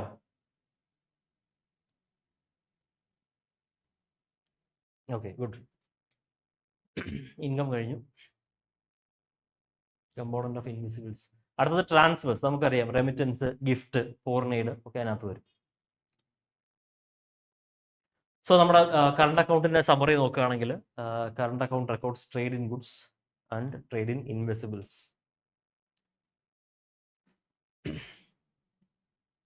So current account balance. അപ്പൊ നമുക്കറിയാം, ബാലൻസ് ഓഫ് പേയ്മെന്റ്സ് എന്ന് പറഞ്ഞ വലിയൊരു ഹെഡ് ഉണ്ട്. അതിന് കറണ്ട് അക്കൗണ്ട് ഉണ്ട്, ക്യാപിറ്റൽ അക്കൗണ്ട് ഉണ്ട്. കറണ്ട് അക്കൗണ്ട്സിലെ കാര്യങ്ങളാണ് ഇപ്പൊ കണ്ടത്, ട്രേഡ് ഇൻ ഗുഡ്സ് പിന്നെ ഇൻവിസിബിൾസും. ഓക്കെ, കറണ്ട് അക്കൗണ്ട് ബാലൻസ് എന്ന് പറഞ്ഞാൽ ഇതിന്റെ രണ്ടിന്റെ സമ്മാണ്. ട്രേഡ് ബാലൻസ് എന്ന് പറഞ്ഞാൽ എന്താണ്? ഓൺലൈൻ അല്ല, നിങ്ങളോടാ. ട്രേഡ് ബാലൻസ് എന്ന് പറഞ്ഞാൽ എന്താണ്? Export and import of goods. അത് സർപ്ലസ് ആവാം, ഡെഫിസിറ്റും ആകാം. പിന്നെ ഉള്ളത് ഇൻവിസിബിൾസ്. ഓൺലൈൻ ക്ലിയർ അല്ലേ കറണ്ട് അക്കൗണ്ട് ബാലൻസ്? ഓക്കെ, ഈ ചാർട്ട് നമ്മൾ എവിടെയാണ് കണ്ടത്? എക്കണോമിക് സർവേയിൽ കണ്ട ഒരു ചാർട്ടാണ്. അതായത് ഇന്ത്യയുടെ കറണ്ട് അക്കൗണ്ട് ബാലൻസിന്റെ ഒരു സമ്മറിയാണ് ഈ കാണുന്നത്. ഓക്കെ, സിമ്പിൾ സാധനമാണ്. നിങ്ങൾ എക്കണോമിക് സർവേ ക്ലാസ് ഉണ്ടായിരുന്നത് കുറച്ചുകൂടെ മനസ്സിലായിട്ടുണ്ടാവും. അതായത് ഫസ്റ്റ് വൺ നോക്കി, നെറ്റ് മർച്ചൻഡൈസ്, ഈ പച്ച, ഇന്ത്യയുടെ അതായത് ഇത് നിങ്ങൾക്ക് വേണ്ടി വരും, കാരണം പ്രിലിംസിന് ചോദിച്ചിട്ടുണ്ട് ഇതിനു മുമ്പ്. നമ്മുടെ merchandise exports has been consistently increasing or consistently decreasing എന്നൊക്കെ പറഞ്ഞ് ചോദിക്കുന്നുണ്ട്. Okay, so look at this. Merchandise exports നോക്കുകയാണെങ്കിൽ എല്ലാം നെഗറ്റീവിലോട്ടാണ് പോകുന്നത്, പച്ച. What does that mean? Merchandise ട്രേഡിൽ നമുക്ക് ഡെഫിസിറ്റ് ആണ് ഉള്ളത്. Okay, why? What is the biggest reason? Import of energy, import of crude oil. Okay, second one എന്താ? Net services. India is always registered surplus in what? Services, blue colour, എപ്പോഴും സീറോയ്ക്ക് മുകളിലാണ്, അതേ പോകുന്നു.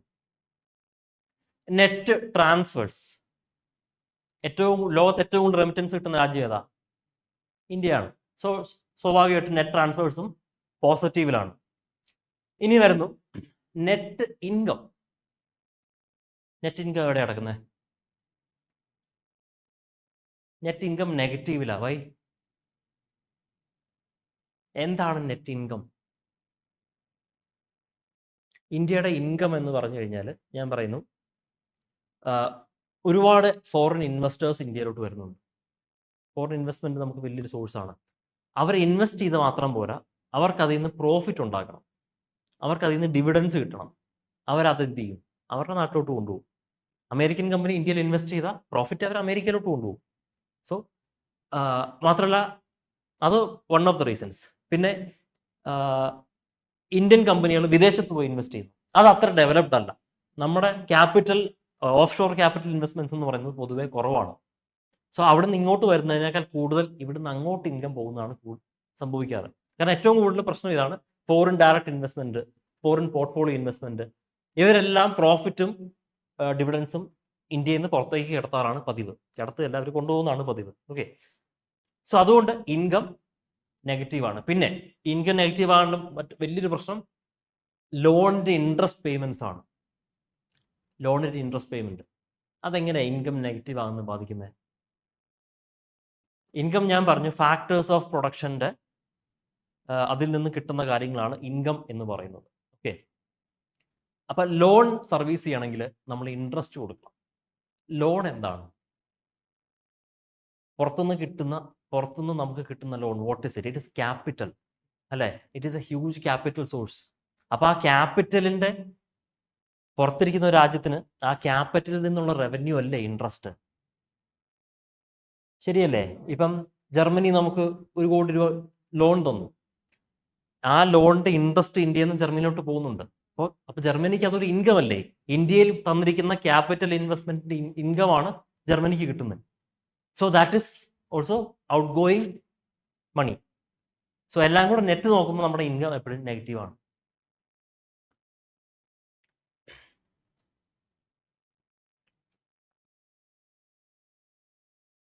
ഇനി അടുത്തത് the most important thing, current account balance.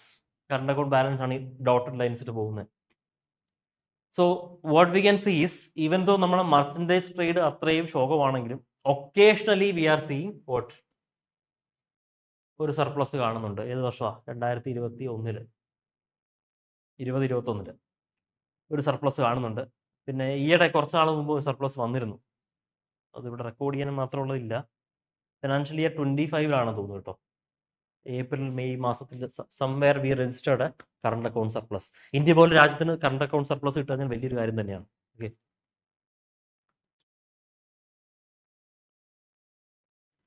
And that ആ surplus നമുക്ക് കിട്ടുന്നത് it largely depends upon rupee, value of rupee.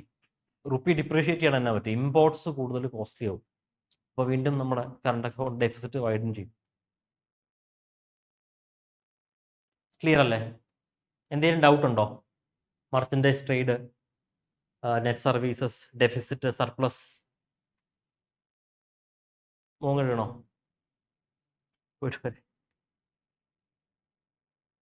Clear അല്ലേ? എന്തെങ്കിലും ഡൗട്ട് ഉണ്ടോ ഇതിനകത്ത്? ക്ലിയർ ആണോ?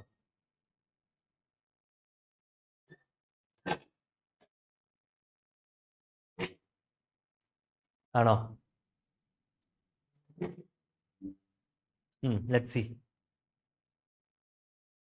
കാരണം ഇത് ഞാൻ പറയട്ടെ, ഇത് റിവിഷൻ ക്ലാസ് ആണ്. ഓക്കെ, അപ്പോൾ നമുക്ക് റിവിഷൻ ക്ലാസ്സിൽ എടുക്കാൻ പറ്റുന്ന ടോപ്പിക്സിന് പരിമിതിയുണ്ട്.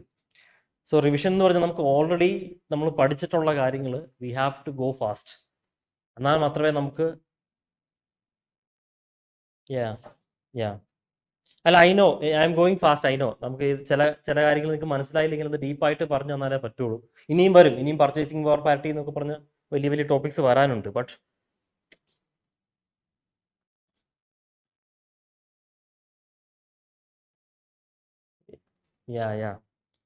എനിവേ ഞാൻ നോക്കാം. Try my best. ഓക്കെ, വേറെ എന്തെങ്കിലും ബുദ്ധിമുട്ടുണ്ടോ? മനസ്സിലാക്കാൻ ബുദ്ധിമുട്ട്?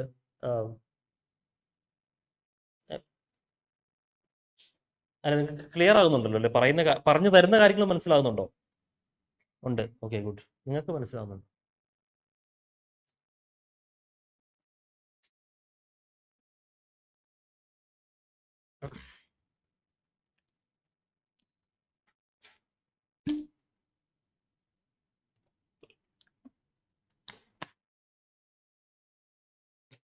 ഇഷ്യൂസ് നമ്മൾ കുറേ റെലവൻറ്റ് ടോപ്പിക്സ് വളരെ ചെറിയ ടൈം ഫ്രെയിമിൽ നമ്മൾ ഫിനിഷ് ചെയ്യാൻ നോക്കുവാണ്.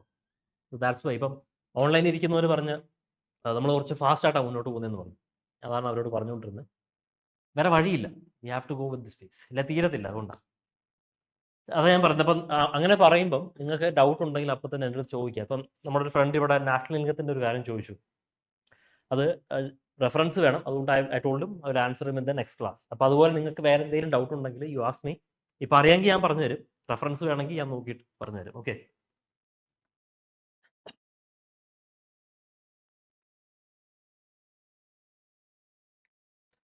സോ കറണ്ട് അക്കൗണ്ട് കഴിഞ്ഞു, നമുക്ക് ക്യാപിറ്റൽ അക്കൗണ്ടിലേക്ക് പോവാം.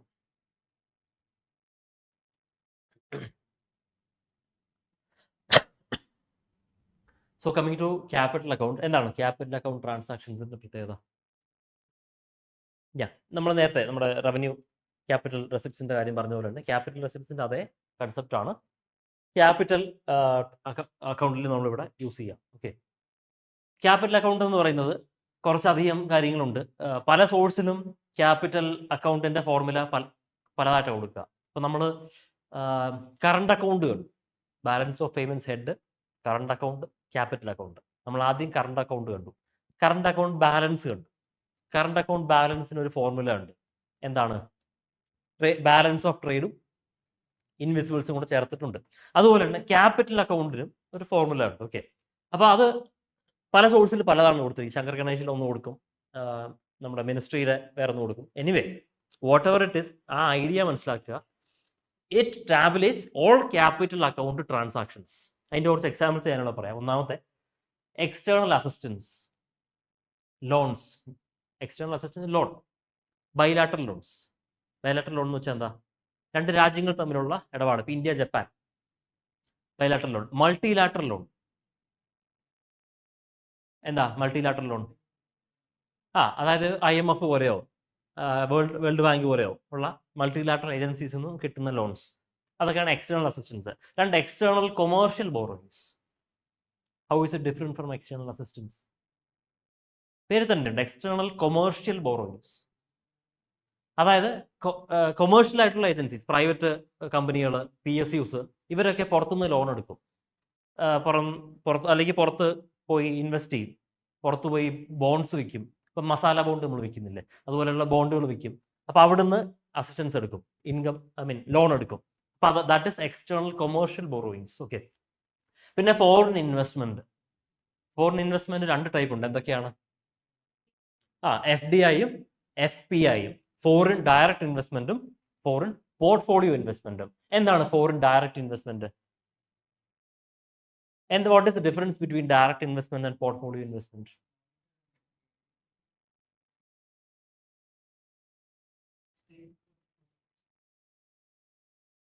എന്താ? കേട്ടില്ല.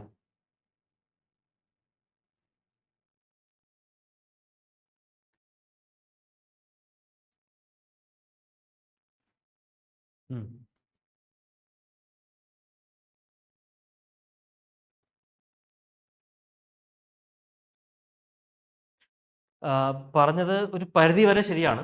പക്ഷേ കുറച്ചും കൂടെ കറക്റ്റ് എക്സ്പ്ലനേഷൻ എന്ന് പറയുന്നത്, ഫോറിൻ ഡയറക്റ്റ് ഇൻവെസ്റ്റ്മെന്റ് എന്ന് പറഞ്ഞു കഴിഞ്ഞാൽ ഫോറിൻ കമ്പനീസ് ഇന്ത്യൻ കമ്പനീസിലേക്ക് ഇൻവെസ്റ്റ് ചെയ്യുന്നു. അതാണ് basic idea. Foreign companies Indian കമ്പനീസിലേക്ക് ഇൻവെസ്റ്റ് ചെയ്യുന്നു.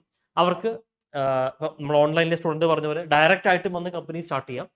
പക്ഷെ ആൾക്കാർ ഡയറക്റ്റ് ആയിട്ട് വന്ന് കമ്പനി സ്റ്റാർട്ട് ചെയ്യാനായിട്ട് ഒരുപാട് പ്രശ്നങ്ങളുണ്ട്, ലീഗൽ സൈഡ് പ്രശ്നങ്ങളൊക്കെ ഉണ്ട്.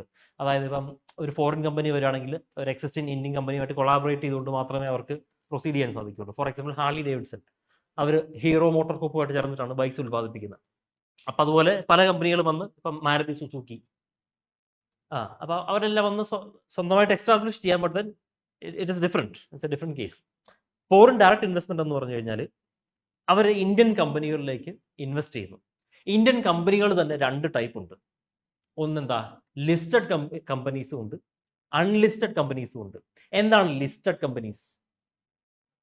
ഷെയർ മാർക്കറ്റിൽ ലിസ്റ്റ് ചെയ്തിട്ടുണ്ട്. ബോംബെ സ്റ്റോക്ക് എക്സ്ചേഞ്ചിലോ മറ്റേ നാഷണൽ സ്റ്റോക്ക് എക്സ്ചേഞ്ചിലോ ഒക്കെ ലിസ്റ്റ് ചെയ്തിട്ടുള്ള കമ്പനികളുണ്ട്. അപ്പോൾ അൺലിസ്റ്റഡ് കമ്പനീസിനെ എടുക്കുക. നിങ്ങൾ എങ്ങനെ ലിസ്റ്റ് ചെയ്തിട്ടില്ല? Unlisted companies. അൺലിസ്റ്റഡ് കമ്പനീസിലോട്ട് എന്ത് ഇൻവെസ്റ്റ്മെന്റ് കിട്ടിയാലും that will be foreign direct investment. Okay,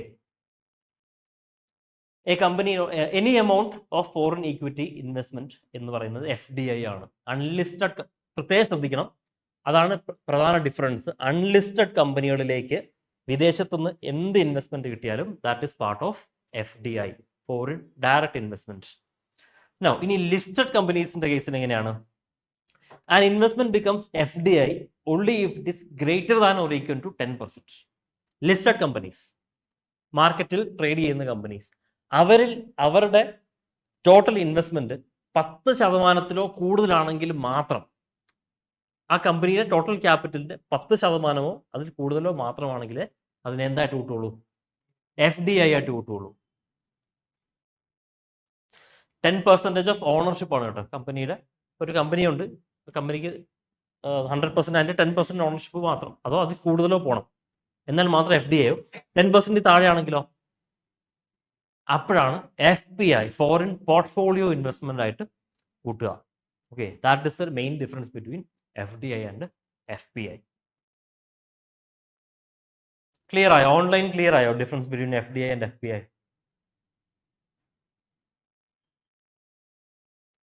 ഒന്നുകൂടെ പറയണോ?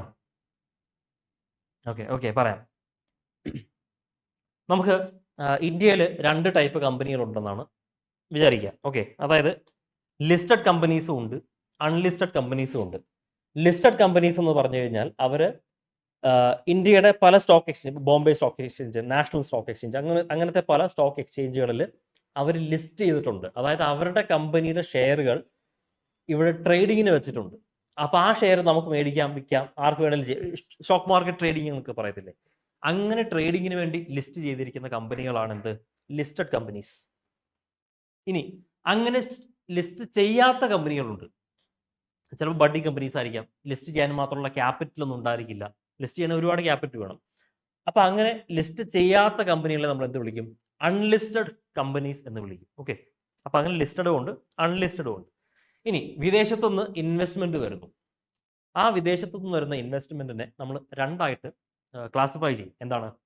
One is foreign direct investment ആയിട്ടും second one is foreign portfolio investment ആയിട്ടും നമ്മൾ അതിനെ ക്ലാസിഫൈ ചെയ്യും. അതിനകത്ത് എന്താണ് foreign direct investment? FDI, foreign direct investment എന്ന് പറഞ്ഞു കഴിഞ്ഞാൽ അൺലിസ്റ്റഡ് കമ്പനികളിലേക്ക് നിങ്ങൾ എത്ര ഇൻവെസ്റ്റ് ചെയ്താലും അതിനെ ഫോറിൻ ഡയറക്റ്റ് ഇൻവെസ്റ്റ്മെന്റ് എന്ന് വിളിക്കും. ഓക്കെ, അത് കഴിഞ്ഞ് ഇനി ലിസ്റ്റഡ് കമ്പനീസിലേക്ക് വരുന്ന ഇൻവെസ്റ്റ്മെന്റ്, അത് ആ ലിസ്റ്റഡ് കമ്പനിയുടെ ഓണർഷിപ്പിന്റെ 10% കൂടുതലാണെങ്കിൽ മാത്രമേ അതിനെ ഫോറിൻ ഡയറക്റ്റ് ഇൻവെസ്റ്റ്മെന്റ് എന്ന് വിളിക്കാൻ പറ്റുള്ളൂ. 10 അതിലധികമോ ശതമാനം ഓണർഷിപ്പ് വേണം. അപ്പൊ അങ്ങനെയാണെങ്കിൽ അതിനെ എന്ത് വിളിക്കാം? ഫോറിൻ ഡയറക്റ്റ് ഇൻവെസ്റ്റ്മെന്റ് എന്ന് വിളിക്കാം. ഇനി 10% താഴെയാണ് ഓണർഷിപ്പ് വരുന്നതെങ്കിലോ അതിനെ ഫോറിൻ പോർട്ട്ഫോളിയോ ഇൻവെസ്റ്റ്മെന്റ് എന്ന് നമുക്ക് വിളിക്കാം. അപ്പൊ അത്രേ ഉള്ളൂ ഫോറിൻ FDIയും FPIയും തമ്മിലുള്ള വ്യത്യാസം. ക്ലിയർ ആകുന്നുണ്ടോ? ക്ലിയർ ആകുന്നുണ്ടോ? ഓക്കെ, നിങ്ങൾക്ക് മനസ്സിലായോ എല്ലാവർക്കും?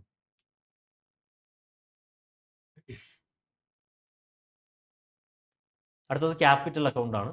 സോറി, ക്യാപിറ്റൽ അക്കൗണ്ടിൽ തന്നെ നാലാമത്തെ നോൺ റെസിഡന്റ് ഡെപ്പോസിറ്റ്. നമ്മളിപ്പോൾ എന്തൊക്കെയാണ് കണ്ടത്? എക്സ്റ്റേണൽ അസിസ്റ്റൻസ് കണ്ടു, എക്സ്റ്റേണൽ കൊമേഴ്ഷ്യൽ ബോറോയിങ്സ് കണ്ടു. ഇതൊന്നും ബൈ ഹാർട്ട് ചെയ്ത് വെക്കേണ്ട ആവശ്യമൊന്നുമില്ല കേട്ടോ. കൺസെപ്റ്റ് മനസ്സിലാകുന്നുണ്ടല്ലോ? ക്യാപിറ്റൽ ആയിട്ട് വരുന്ന സാധനങ്ങൾ അതൊന്ന് ഉറപ്പിക്കാൻ വേണ്ടി ഞാൻ പറയുന്നതേ ഉള്ളൂ. ഫോർ ദ നോൺ റെസിഡന്റ് ഇന്ത്യൻസിന്റെ ഡെപ്പോസിറ്റുകൾ, അതായത് ബാങ്ക് ഫിക്സഡ് ഡെപ്പോസിറ്റുകൾ, അവരുടെ ബാങ്കിലെ ഇൻവെസ്റ്റ്മെന്റുകൾ, പിന്നെ ബാങ്കിങ് ക്യാപിറ്റൽ, അതായത് ബാങ്കിന് ചിലപ്പം ഇന്റർനാഷണൽ ഇൻവെസ്റ്റ്മെന്റ്സ് ഉണ്ടാവാം. വലിയ വലിയ ബാങ്കുകളാണെങ്കിൽ പുറത്ത് കൊണ്ടുപോയി ഇൻവെസ്റ്റ് ചെയ്യും, അല്ലെങ്കിൽ അവർ പുറത്തുനിന്ന് വേറെ ബാങ്കിൽ നിന്ന് ക്യാപിറ്റൽ മേടിക്കും, അല്ലെ വേറെ ഇൻവെസ്റ്റേഴ്സിന്റെ കയ്യിൽ നിന്ന് അവർ ക്യാപിറ്റൽ മേടിക്കും. അങ്ങനെ ബാങ്ക് വലിയൊരു ക്യാപിറ്റൽ ഉണ്ടാകും. ഓക്കെ, അപ്പൊ ഇതെല്ലാം എന്തിന്റെ ക്യാപിറ്റൽ? ഫോറിൻ ക്യാപിറ്റലിന്റെ ഭാഗമാണ്. സോ ഇതിന്റെ എല്ലാം കൂടെ സമ്മാണ് എന്ത്? Capital account balance. Okay, clear ആവുന്നുണ്ടോ? കറണ്ട് അക്കൗണ്ട് ബാലൻസും ക്യാപിറ്റൽ അക്കൗണ്ട് ബാലൻസും. ഇവിടെയും സർപ്ലസും ഡെഫിസിറ്റും ഉണ്ടാകാം. ഓക്കെ, ക്യാപിറ്റലിൽ കൂടുതൽ ഇന്ത്യയിൽ നിന്ന് പുറത്തേക്ക് പോകണമെങ്കിൽ അത് ഡെഫിസിറ്റിലേക്ക് പോകും. അത് ഓരോന്നിനും ഓരോന്നാണ്. ചിലപ്പം ഇതിനകത്ത് non resident deposits obviously surplus ആയിരിക്കും. NRIകൾ എപ്പോഴും ഇന്ത്യയിലോട്ട് ഡെപ്പോസിറ്റ് ചെയ്യും, ഇവിടുന്ന് ആരും അങ്ങോട്ട് അധികം ഡെപ്പോസിറ്റ് ചെയ്യാറില്ല. പിന്നെ banking capital, it can be deficit or surplus, depends upon how the bank performs. So അങ്ങനെ സർപ്ലസും ഡെഫിസിറ്റും അവിടെയും വരും. ഡെഫിസിറ്റ് ഉണ്ടെങ്കിൽ അത് ഇതിനകത്തുനിന്ന് കുറയ്ക്കുക.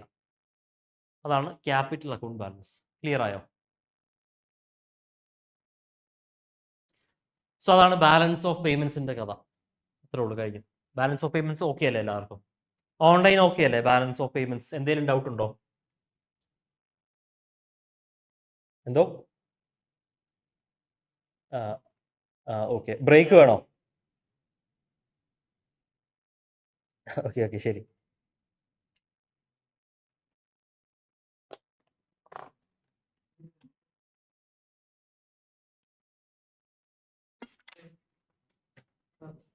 ഈ നോൺ റെസിഡന്റ് ഡെപ്പോസിറ്റ് എന്ന് പറയുന്നത് ഫോറിൻ കറൻസിയിലാണോ? It can be anything. Foreign കറൻസിയിലും ആവാം, റുപ്പിയിലും ആവാം. അതിനോട് അത് ഫോറിൻ കറൻസി ആണെങ്കിൽ അത്രയും നല്ലത്. ബാങ്ക് ഡെപ്പോസിറ്റ് അല്ലേ, ഡോളറിലും ആവാം, റുപ്പിയിലും ആവാം.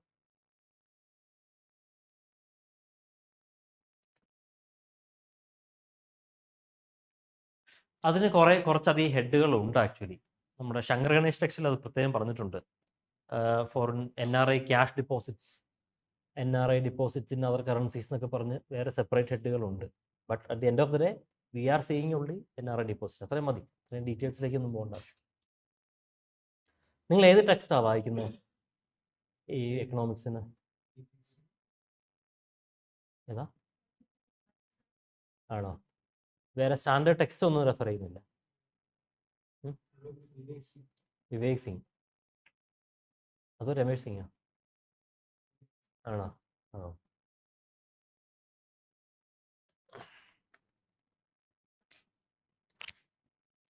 ബഡ്ജറ്റ് എക്കണോമിക് സർവേ ടെസ്റ്റ് ചെയ്തായിരുന്നു എവിടുന്നെങ്കിലും? അതുകൂടെ ഒന്ന് ചെയ്തോളൂ സമയമുണ്ടെങ്കിൽ.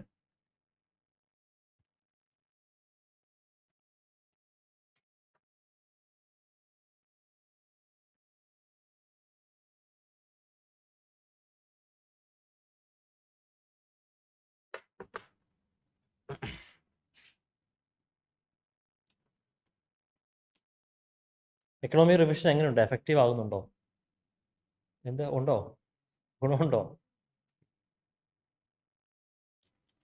എല്ലാ ടോപ്പിക്സും കവർ ചെയ്യാൻ പറ്റില്ല. സ്റ്റിൽ നമുക്ക് റെലവൻ്റ് ആയിട്ടുള്ള മാക്സിമം ടോപ്പിക്സ് കവർ ചെയ്യാം.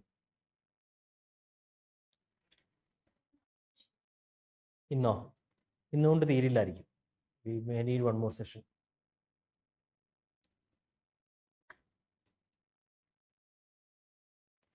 സ്റ്റാർട്ട് ചെയ്യാം. നേരത്തെ തീരും, 4 വരെ പോകില്ലായിരിക്കും. ഓക്കെ, മാക്സിമം നേരത്തെ വൈൻഡ് അപ്പ് ചെയ്യാം. Next concept is purchasing power parity. ഇതും കുറച്ച് അറിയാവോ? ഞാൻ പറഞ്ഞ മെനക്കേണ്ട ആവശ്യമുണ്ടോ? എല്ലാവർക്കും അറിയാം what is purchasing power parity? എന്താ പർച്ചേസിംഗ് പവർ പാരിറ്റി പറഞ്ഞേ? യാ, അതിന്റെ റിയൽ ഇംപ്ലിക്കേഷൻ എന്താ? What are we using it for? ആലോചിക്ക്. ഓൺലൈൻ അറിയാവോ what is purchasing power parity?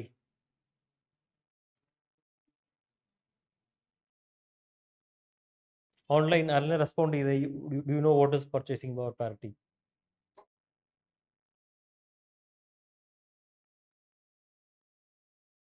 ആരും റെസ്പോണ്ട് ചെയ്ത്? എല്ലാവരും പോയോ? ബ്രേക്ക് കഴിഞ്ഞാലും വന്നില്ലേ?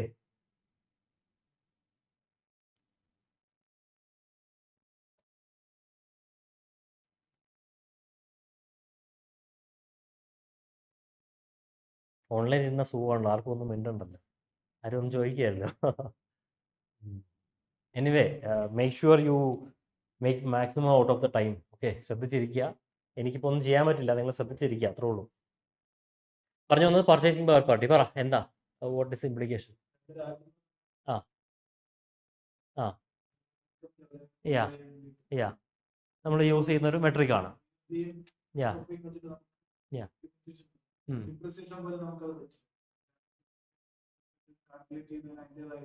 Depreciation calculate. ആ കമ്പയർ ചെയ്യാൻ നോർമലുള്ള കറൻസീസ് കൊണ്ട് പറ്റാത്ത ഒരു ബാസ്കറ്റ് ഓഫ് ഗുഡ്സ് എടുത്തിട്ട് അതിനെങ്ങനെ രണ്ട് രാജ്യങ്ങളും വില വരുന്നു ചെയ്യാം. ഓക്കെ ഓക്കെ, അതായത് പർച്ചേസിംഗ് പവർ പാരിറ്റിയുടെ പ്രധാന തിയറി, ആ കൺസെപ്റ്റ് കൊണ്ട് ഉദ്ദേശിക്കുന്നത്, നമ്മളൊരു കോമൺ കറൻസി, ഒരു ഹൈപ്പോത്തറ്റിക്കൽ കോമൺ കറൻസി ഇറക്കുവാണെങ്കിൽ, കറൻസി ഇല്ല, കോമൺ കറൻസി ഇറക്കുവാണെങ്കിൽ ഒരു സാധനത്തിന്, ഒരു പർട്ടിക്കുലർ ഐറ്റത്തിന് ലോകത്ത് എല്ലായിടത്തും ഒരേ വില ആയിരിക്കണം. സിമ്പിളായിട്ട് ഞാൻ പറയാം. അതായത് ഇപ്പം US ഡോളർ, ഇന്ത്യൻ റുപ്പി. ഒരു US ഡോളർ ഇപ്പം എത്രയാ? ഒരു US ഡോളർ എന്ന് പറയുന്നത് 93. I think yesterday it was 93 വരെ പോയി. നമ്മുടെ എക്കണോമിക് സർവേ വരെ പ്രത്യേകം എടുത്ത് പറയുന്നുണ്ട്, റുപ്പി ഈസ് അണ്ടർ വാല്യൂഡ്. അതായത് നമ്മൾ ഈ റുപ്പി ഡിപ്രീസിയേഷൻ എന്ന് പറയുമ്പോൾ എല്ലാവരും പേടിപ്പിക്കുന്നത് പോലെയുള്ള വലിയൊരു പ്രശ്നം അതിനകത്തുണ്ടോ? വലിയൊരു പ്രശ്നം അതിനകത്ത് ഇല്ല. പ്രശ്നം വരുന്നത് എവിടെയാ? ഇമ്പോർട്ട് ചെയ്യുമ്പോൾ മാത്രമാണ്. നമ്മൾ ഇമ്പോർട്ട് ചെയ്യുമ്പോൾ ഡോളറിൽ അതാണ് ഈ ലോകം മുഴുവൻ ഈ ഡീ ഡോളറൈസേഷൻ എന്ന് പറയുന്ന കൺസെപ്റ്റ് അവർ കൊണ്ടുവരാൻ ശ്രമിക്കുന്നത് ഇതുകൊണ്ടാണ്. കാരണം നമ്മുടെ ട്രാൻസാക്ഷൻസ് എല്ലാം നടക്കുന്ന ഡോളറിലാണ്. ഓക്കെ, അതായത് ഇപ്പം എനിക്ക് ക്രൂഡ് ഓയിൽ മേടിക്കണം, അറബ് കൺട്രീസിൽ നിന്ന് ക്രൂഡ് ഓയിൽ മേടിക്കണം, അവർ ഡോളർ കൊടുക്കണം അവർക്ക്. എനിക്ക് വേറെ എന്തെങ്കിലും മെഷീനറി ഇമ്പോർട്ട് ചെയ്യണം, ഏത് രാജ്യത്ത് ചെന്നാലും എല്ലാവർക്കും ഡോളർ മതി. അപ്പോൾ ഡോളറിന് ഡിമാൻഡ് ഭയങ്കര കൂടുതലാണ്. ഓക്കെ, അപ്പം ബാങ്ക്സും ആരാണെങ്കിലും ഡോളർ കിട്ടിയ വിടത്തില്ല, അവരപ്പോൾ ഡോളർ മേടിക്കും കിട്ടുവാണെങ്കിൽ. അപ്പോൾ ഇന്ത്യക്ക് സപ്പോസ് ക്രൂഡ് ഓയിൽ ഇമ്പോർട്ട് ചെയ്യണം, India should pay in dollars. അല്ലെങ്കിൽ ഒരു ബാങ്ക് ഒരു സ്റ്റുഡൻറ്റിന് പുറത്ത് പോയി പഠിക്കണം ഇന്ത്യയിൽ നിന്ന്. ഓക്കെ, അപ്പം ഫോർ എക്സാമ്പിൾ ഇപ്പോൾ US പോയി പഠിക്കാൻ പോവുകയാണെങ്കിൽ ഞാൻ സ്റ്റേറ്റ് ബാങ്കിൽ പോകുന്നു, ലോൺ എടുക്കുന്നു. ആ ലോൺ അവരെന്ത് ചെയ്യും, US ട്രാൻസ്ഫർ ചെയ്ത് കൊടുക്കും. എങ്ങനെയാണ് കൊടുക്കുന്നത്? അത് ഡോളേഴ്സിലാണ് കൺവേർട്ട് ചെയ്ത് അങ്ങോട്ട് കൊടുക്കുന്നത്. അപ്പം എവരിവെയർ വി നീഡ് ഡോളേഴ്സ്. അപ്പോൾ ഈ ഡോളേഴ്സിൻ്റെ ഡിമാൻഡ് ഇങ്ങനെ കൂടുന്നതുകൊണ്ടാണ് റുപ്പി ഡിപ്രീഷിയേറ്റ് ചെയ്ത് പോകുന്നത്. അപ്പോൾ എങ്ങനെയാണ് ഈ ഡോളറിന് കച്ചവടം നടക്കുന്നത്? ബാങ്കുകൾ ഓപ്ഷൻ ചെയ്യും. ഓക്കെ, ബാങ്കുകൾ പരസ്പരം എൻ്റെ കയ്യിൽ ഇത്ര ഡോളർ ഉണ്ട്, നിങ്ങൾ ഇത്ര റുപ്പി തന്നാൽ ഞാൻ ഡോളർ തരാം എന്ന് പറഞ്ഞ് ഓപ്ഷൻസ് വയ്ക്കും. എക്സാക്ട്ലി അങ്ങനെയല്ല, but I am giving an idea. അപ്പം അങ്ങനെയാണ് ഈ റുപ്പി, ആരാണ് ഈ തീരുമാനിക്കുന്നത് റുപ്പിയുടെ ഇന്നത്തെ വില ഇത്ര? Market force. ആ മാർക്കറ്റ് ഫോഴ്സ് എവിടെ ഇരിക്കുന്നത്? കഴിഞ്ഞ ആരോ ട്രോള് ചോദിച്ച പോലെ അന്താരാഷ്ട്ര മാർക്കറ്റ് ആരെങ്കിലും കണ്ടിട്ടുണ്ടോ എന്ന് ചോദിച്ച പോലെ ഉണ്ടോ? ഇത് സംഭവിക്കുന്നത് ഇത്രേ ഉള്ളൂ. എന്തോ ഡിമാൻഡ്, അതായത് ഡോളറിന് കൂടുതൽ ഡിമാൻഡ് വരുമ്പം ഹൈക്കമാൻഡോ ഇവിടെ ശ്രദ്ധിക്കുക, ഹൈക്കമാൻഡ് പിന്നെ നോക്കാം. അപ്പം ഡോളറിന് ഡിമാൻഡ് ഇപ്പോൾ ബാങ്ക്സ് ആണെങ്കിലും ആർക്കാണെങ്കിലും ഡോളർ ഡിമാൻഡ് കൂടുമ്പം അവരത് ഓപ്ഷൻ ചെയ്യും. എനിക്ക് ഇത്ര രൂപ തന്നാൽ ഞാൻ ഡോളർ തരാം. അപ്പം അതിൻ്റെ ഒരു ദിവസം ട്രാൻസാക്ഷൻ നടക്കുന്നതിൻ്റെ മാക്സിമം റേറ്റ് ആണ് റുപ്പി ഡിപ്രീസിയേഷൻ, റുപ്പിയുടെ വിലയായിട്ട് കാണിക്കുന്നത്. ഇനി റിയൽ മാർക്കറ്റിൽ അതാണ് അവസ്ഥ. റിയൽ വേൾഡ് കണ്ടീഷനിൽ ഒരു ഡോളറിന് 93 രൂപ വിലയുണ്ടോ? അതാണ്, അതായത് റുപ്പി ഈസ് അണ്ടർ വാല്യൂഡ് എന്നാണ് നമുക്ക് പറയേണ്ടത്. ശരിക്കും റിയൽ വേൾഡിൽ ഡോളറിന് അത്രയും വാല്യൂ ഇല്ല. IMFന്റെ കണക്ക് പ്രകാരം ഒരു ഡോളറിന് 20 രൂപ 64 പൈസയേ ഉള്ളൂ റിയൽ വേൾഡിൽ. അത് ആ റിയൽ സിനാരിയോ നമ്മൾ എങ്ങനെ അളക്കും? അതാണ് കോസ്റ്റ് ഓഫ് ലിവിങ്, അതാണ് ഇതിന്റെ പ്രാക്ടിക്കൽ സിഗ്നിഫിക്കൻസ്. നമ്മളിപ്പോൾ US പോയി, US ഇന്ത്യയിലാണോ കോസ്റ്റ് ഓഫ് ലിവിങ് കൂടുതൽ? US കോസ്റ്റ് ഓഫ് ലിവിങ് കൂടുതൽ. അപ്പോൾ ആ കോസ്റ്റ് ഓഫ് ലിവിങ് അഡ്രസ്സ് ചെയ്യാൻ വേണ്ടിയിട്ടാണ്, ആ റിയൽ വേൾഡ് കണ്ടീഷൻ അഡ്രസ്സ് ചെയ്യാൻ വേണ്ടിയിട്ടാണ് നമ്മൾ പർച്ചേസിംഗ് പവർ പാരിറ്റി എന്ന് പറഞ്ഞ കൺസെപ്റ്റ് കൊണ്ടുവന്നിരിക്കുന്നത്. ഇപ്പം ഈ ബിഗ് മാക് ഇൻഡെക്സ് എന്ന് പറയും, അപ്പോൾ അത് അഡ്രസ്സ് ചെയ്യാനായിട്ടുള്ള ആയിക്കോട്ടെ, എനിക്ക് പറയണ്ട, ഈസി ആയിട്ട് ഞാൻ പറഞ്ഞുതരാം. മാക്ഡൊണാൾഡ്സിൻ്റെ ഒരു ബർഗർ എടുക്കുക. ഓക്കെ, ഇവിടെ എത്ര വരും മാക്ഡൊണാൾഡ്സിൻ്റെ ഒരു ബർഗറിന്? 200 rupees. Okay, feel fix it 200 rupees. നിങ്ങൾ US പോയി ഇതേ ബർഗർ US നിന്ന് മേടിച്ചു, സെയിം സാധനം US എത്ര കൊടുക്കേണ്ടി വരും? $5 കൊടുക്കേണ്ടി വരുമെന്ന് വിചാരിക്കാം. $5 എന്ന് പറഞ്ഞാൽ ഇന്ത്യൻ കോൺട്രാക്ട് എത്രയായിരിക്കും? നമുക്ക് 100 രൂപ എന്ന് കൂട്ടാം. 100 രൂപ, 500 രൂപ. എക്സ്ചേഞ്ച് റേറ്റ് 100 ആയി എന്ന് വിചാരിക്കുക ഫോർ കാൽക്കുലേഷൻ എളുപ്പത്തിന്. 500 രൂപ. അപ്പം ഇന്ത്യയിൽ ഈ സാധനത്തിന് 200 രൂപ, US ചെല്ലുമ്പോൾ ഒരേ സാധനത്തിന് തന്നെ അവിടെ വില കൂടുതലാണ്, 500 രൂപ. How is that possible? ഒരേ സാധനമല്ലേ, അതെങ്ങനെ വിൽക്കാൻ സാധിക്കും? Because US cost of living കൂടുതലാണ്. അപ്പോൾ ആ കണ്ടീഷൻ അഡ്രസ്സ് ചെയ്യാൻ വേണ്ടിയിട്ട് ആ കോസ്റ്റ് ഓഫ് ലിവിങ്ങിൻ്റെ ഒരു ഡിഫറൻസിയേഷൻ, ഒരു വാട്ട് യു സേ, താരതമ്യം ചെയ്യാൻ വേണ്ടിയിട്ടാണ് നമ്മൾ പർച്ചേസിംഗ് പവർ പാരിറ്റി കൊണ്ടുവരിക. ഇനി സപ്പോസ് കൂടുതൽ ഞാൻ എക്സ്പ്ലെയിൻ ചെയ്യുന്നില്ല, ഇനി നിങ്ങൾക്ക് ഐഡിയ മനസ്സിലായല്ലോ what is purchasing power parity. So IMF പറയുന്നത് 20 രൂപ 64 പൈസയാണ് ഒരു ഡോളർ. അതായത് നിങ്ങൾക്ക് $1 ഉണ്ടെങ്കിൽ നമുക്ക് ഇന്ത്യയിൽ 20 രൂപ 64 പൈസയ്ക്ക് എന്ത് കിട്ടുന്നോ അത്രയും സാധനം US കിട്ടും. മനസ്സിലാകുന്നു? 93 രൂപ വേണ്ട, 93 രൂപയ്ക്കുള്ള ഇഷ്ടം പോലെ കിട്ടും. അതായത് ഇന്ത്യയിൽ നിങ്ങൾക്ക് $1 നിങ്ങളുടെ കയ്യിലുണ്ടെങ്കിൽ നിങ്ങൾ US അത് സ്പെൻഡ് ചെയ്യുവാണെങ്കിൽ you get there what you get here for 20 rupees. എന്നാ കിട്ടും ഇവിടെ 20 rupees? ഒരു കോഫി കിട്ടും, അല്ലെങ്കിൽ ഒരു സ്റ്റാൻഡേർഡ് കോഫി കിട്ടും. US അത്രയും കിട്ടും $1 കൊണ്ട് ചെന്ന് കഴിഞ്ഞാൽ. ഓക്കെ, ഇനി കൂടുതൽ പറഞ്ഞ് ഞാൻ കൺഫ്യൂസ് ചെയ്യുന്നില്ല. ഓക്കെ, ഇനി നിങ്ങൾക്ക് ഐഡിയ ക്ലിയർ ആയല്ലോ, മനസ്സിലായോ what is purchasing power parity? So it is used to compare standard of living, real income levels, അതായത് ഇൻകം അഡ്ജസ്റ്റഡ് ഫോർ ഇൻഫ്ലേഷൻ. എന്തെങ്കിലും ഡൗട്ട് ഉണ്ടോ ഇതിനകത്ത്? എന്താണ് ഐഡിയ ക്ലിയർ ആയോ? What is purchasing power parity? നമ്മൾ exchange rate മാത്രം നോക്കിയിട്ട് കാര്യമില്ല. എക്കണോമിക്സ് സർവേ അത് പ്രത്യേകം പറയുന്നുണ്ട്, rupees under valued, rupees always under valued. ഈ 93 രൂപയൊന്നും വാല്യൂ ഇല്ല, it is always under valued. അത്ര ഈ പറ ഇതാണ് ശരിക്കുള്ള real world value. 20 rupees 64 paise അത്രേ ഉള്ളൂ.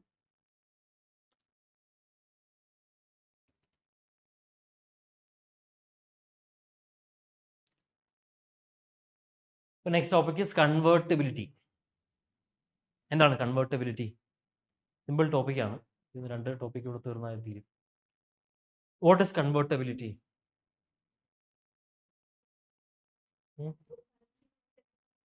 Yeah, like for example,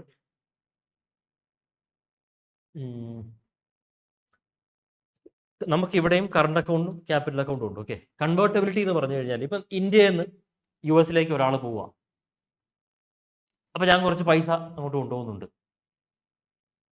എനിക്ക് എത്ര ഈസ് വെച്ച് ഞാൻ ഇവിടുന്ന് 1000 രൂപ കൊണ്ടുപോയാൽ ആ 1000 രൂപയെ എനിക്ക് അവിടെ ചെന്നാൽ ഡോളറാക്കി മാറ്റണം. എനിക്ക് 1000 രൂപ ഫുള്ളി ഡോളറാക്കി മാറ്റാൻ പറ്റണം. അതാണ് കൺവേർട്ടബിലിറ്റി. ഓക്കെ, അവിടെയും കറണ്ട് അക്കൗണ്ടും ഉണ്ട്, ക്യാപിറ്റൽ അക്കൗണ്ടും ഉണ്ട്. ഓക്കെ, എന്താണ് കറണ്ട് അക്കൗണ്ട് കൺവേർട്ടബിലിറ്റി?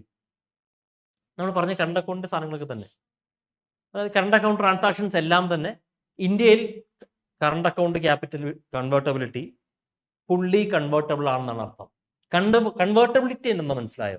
ഒരു കറൻസിയെ മറ്റൊരു കറൻസി ആക്കാനുള്ള എളുപ്പം, അത്രേ ഉള്ളൂ കൺവേർട്ടബിലിറ്റി, അത്രേ ഉള്ളൂ സാധനം. ഇനി ആ കൺവേർട്ടബിലിറ്റി 2 ടൈപ്പ് ഉണ്ട്. എന്താ? കറണ്ട് അക്കൗണ്ട് കൺവേർട്ടബിലിറ്റിയും ക്യാപിറ്റൽ അക്കൗണ്ട് കൺവേർട്ടബിലിറ്റിയും.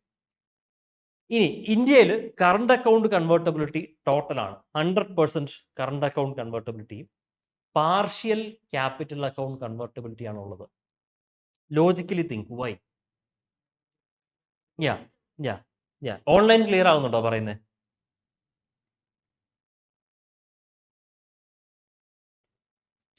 അതെ, അതായത് കറണ്ട് അക്കൗണ്ട് ട്രാൻസാക്ഷൻസ് നമ്മൾ കൺവേർട്ടബിൾ ആക്കി വെക്കാതെ രക്ഷയില്ല.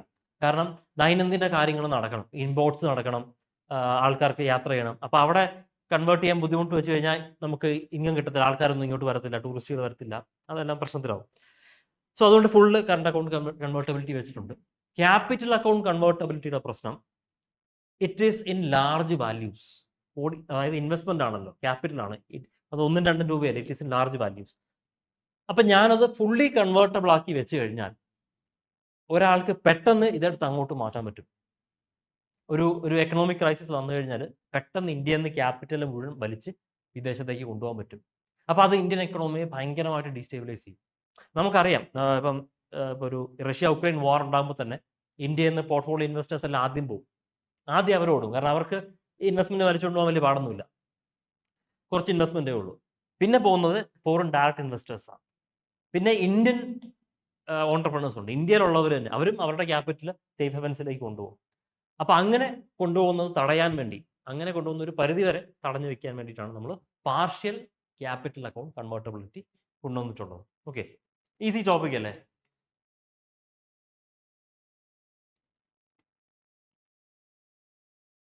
നോ, ഈ ഇന്റർനാഷണലി ഇപ്പം പ്രത്യേകിച്ച് ഇപ്പം ഈ ഒരു സർക്കംസ്റ്റാൻസസിൽ ഡീ ഡോളറൈസേഷൻ ഭയങ്കര സിഗ്നിഫിക്കൻ്റ് ആയിട്ട് വരുന്നുണ്ട്. What do you understand by മെയിൻസിന് ചോദ്യം പ്രതീക്ഷിക്കാം.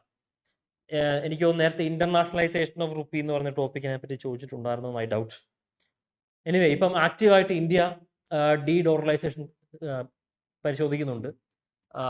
ബ്രിക്സ് പേ എന്ന് പറയുന്ന പുതിയ പേയ്മെന്റ് മെക്കാനിസം നമ്മൾ കൊണ്ടുവരാൻ ശ്രമിക്കുന്നുണ്ട്. ബ്രിക്സ് പേ കൊണ്ടുവന്നു കഴിഞ്ഞാൽ സാങ്ഷൻസ് വരുത്തും എന്ന് US ട്രംപ് പറഞ്ഞിട്ടുണ്ട്. സോ ഇതെല്ലാം നടക്കുമ്പോൾ this is a relevant topic, മെയിൻസിന് വരാൻ നല്ല ചാൻസ് ഉണ്ട് ഡീ ഡോളറൈസേഷൻ. സോ എന്താണ് ഡീ ഡോളറൈസേഷൻ?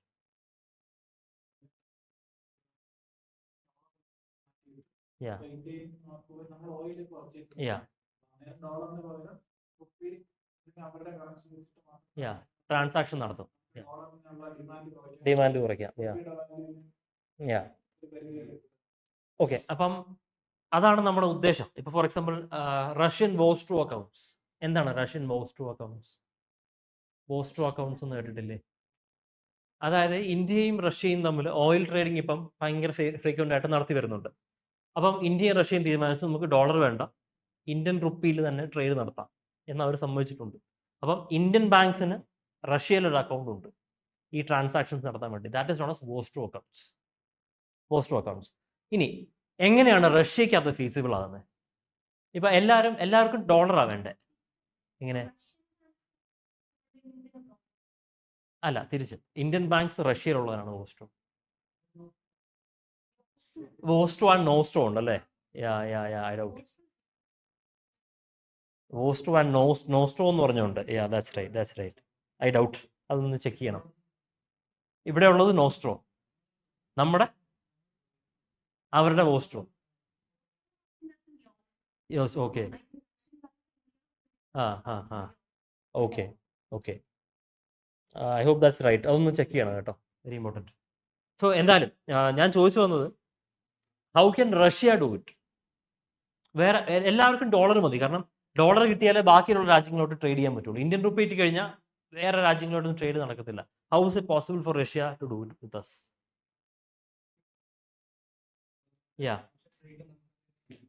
അത് തന്നെ യൂസ് ചെയ്യാം. That's right. അതായത് if I am asking Russia to buy I'm buying Russian oil, I'm paying them in rupees.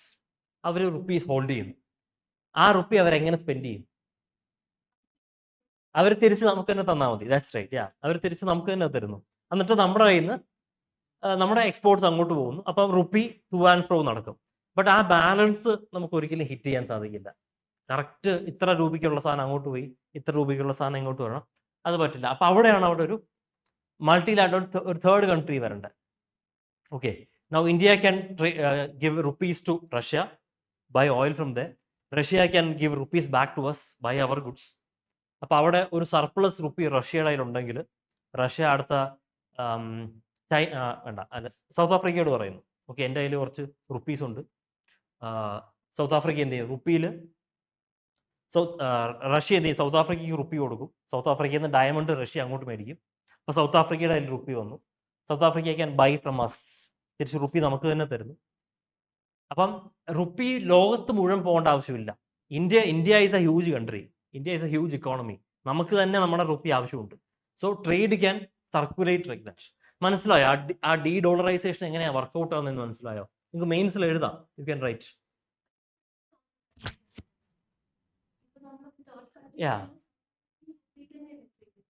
Rupee തന്നെ ട്രേഡ് ചെയ്യുന്നത്. ഒരു കോമൺ കറൻസി ഉള്ളതാണ് ഏറ്റവും ഉത്തമം. പക്ഷേ ഓരോ രാജ്യത്തിന്റെയും എക്കണോമിക് സിറ്റുവേഷൻ അനുസരിച്ച് അവർക്ക് ഒരു കോമൺ കറൻസി റിലൈ ചെയ്യാനുള്ള ബുദ്ധിമുട്ടായിരിക്കും. എന്ത് കോമൺ കറൻസി കൊണ്ടുവരാനായിട്ടോ? അപ്പം മ്യൂച്വൽ ട്രേഡ് ആ കറൻസിയിൽ നടക്കും. അതാ ഞാൻ പറഞ്ഞത്, ഒരു common currency BRICS countries, Russia, India, China, അവരെല്ലാവരും കൂടെ ഒരു കോമൺ കറൻസി എസ്റ്റാബ്ലിഷ് ചെയ്യുന്നു. അത് അവരുടെ ഇടയിൽ തന്നെ ട്രേഡ് ചെയ്യുന്നു. മനസ്സിലായോ? പുറത്തേക്ക് രാജ്യത്ത് കൊടുക്കേണ്ട ആവശ്യമില്ല. അവർ തന്നെ അവരുടെ അതിന് അവർ തന്നെ ഒരു എക്സ്ചേഞ്ച് റേറ്റ് ഫിക്സ് ചെയ്യുന്നു. അവരുടെ കറൻസി കൊടുത്തു കഴിഞ്ഞാൽ ആ ബ്രിക്സ് കറൻസി കിട്ടും. അല്ലെങ്കിൽ ബ്രിക്സ് കറൻസി വെച്ച് ബ്രിക്സ് രാജ്യങ്ങൾ തമ്മിൽ ട്രേഡ് ചെയ്യാം. It is possible. പക്ഷെ അത് എനിക്ക് എത്രമാത്രം പ്രാക്ടിക്കൽ ആവുമെന്ന് എനിക്കറിയില്ല കേട്ടോ. പ്രാക്ടിക്കൽ ഡിഫിക്കൽറ്റി എന്തായാലും ഉണ്ടാവും. Anyway, as long as dollar stands as this. പിന്നെ ഈ US സാങ്ഷൻസിന്റെ പ്രശ്നമുണ്ട്. എന്ത് വന്നാലും അവർ സാങ്ഷൻസ് ആയിട്ട് വരും. So that is the concept of D dollarisation. അതൊന്ന് ശ്രദ്ധിച്ചോളുക, ചോദിക്കാൻ ചാൻസ് ഉണ്ട്.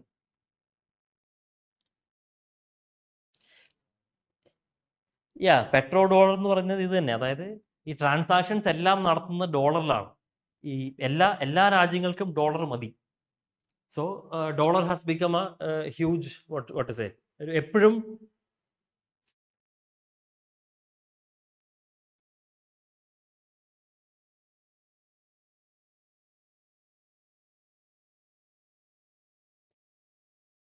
ഡോളറിന്റെ ഡിമാൻഡ് കുറയും. കാരണം ഏറ്റവും കൂടുതൽ ട്രാൻസാക്ഷൻസ് ഇപ്പോൾ നടക്കുന്നത് ഫോസിൽ ഫ്യൂവൽസിന് വേണ്ടിയിട്ടാണ്.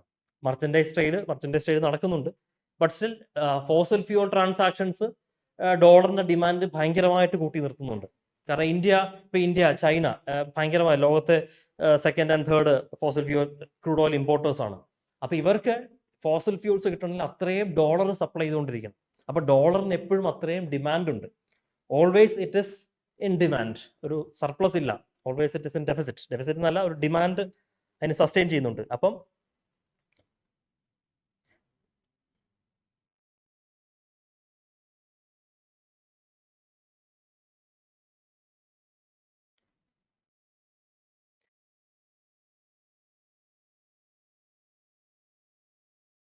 ഡിമാൻഡ് കുറഞ്ഞു കഴിഞ്ഞാൽ ഈ ആ ആ ആ സെക്ഷൻ അങ്ങ് കട്ടാവും. അതായത് നിങ്ങൾ ക്രൂഡ് ഓയിൽ മേടിക്കുന്നു, അത്രയും ഡോളറിന് ഡിമാൻഡ് അങ്ങ് കുറയും.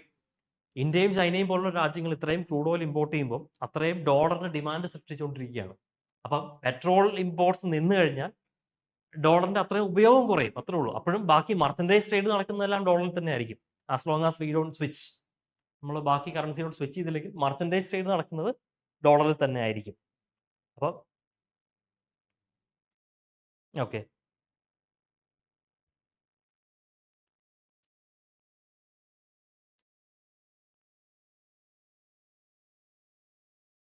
ഓക്കെ, റഷ്യയുടെ കയ്യിൽ നിന്ന് എണ്ണ വാങ്ങാനായിട്ട്. ഓക്കെ, ഇറാൻ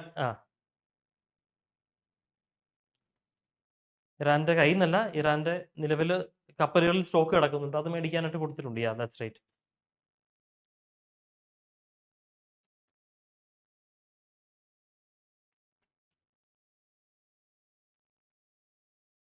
അതെ, ആ ട്രാൻസാക്ഷൻസ് നടക്കുന്ന ഡോളറിലാണ്.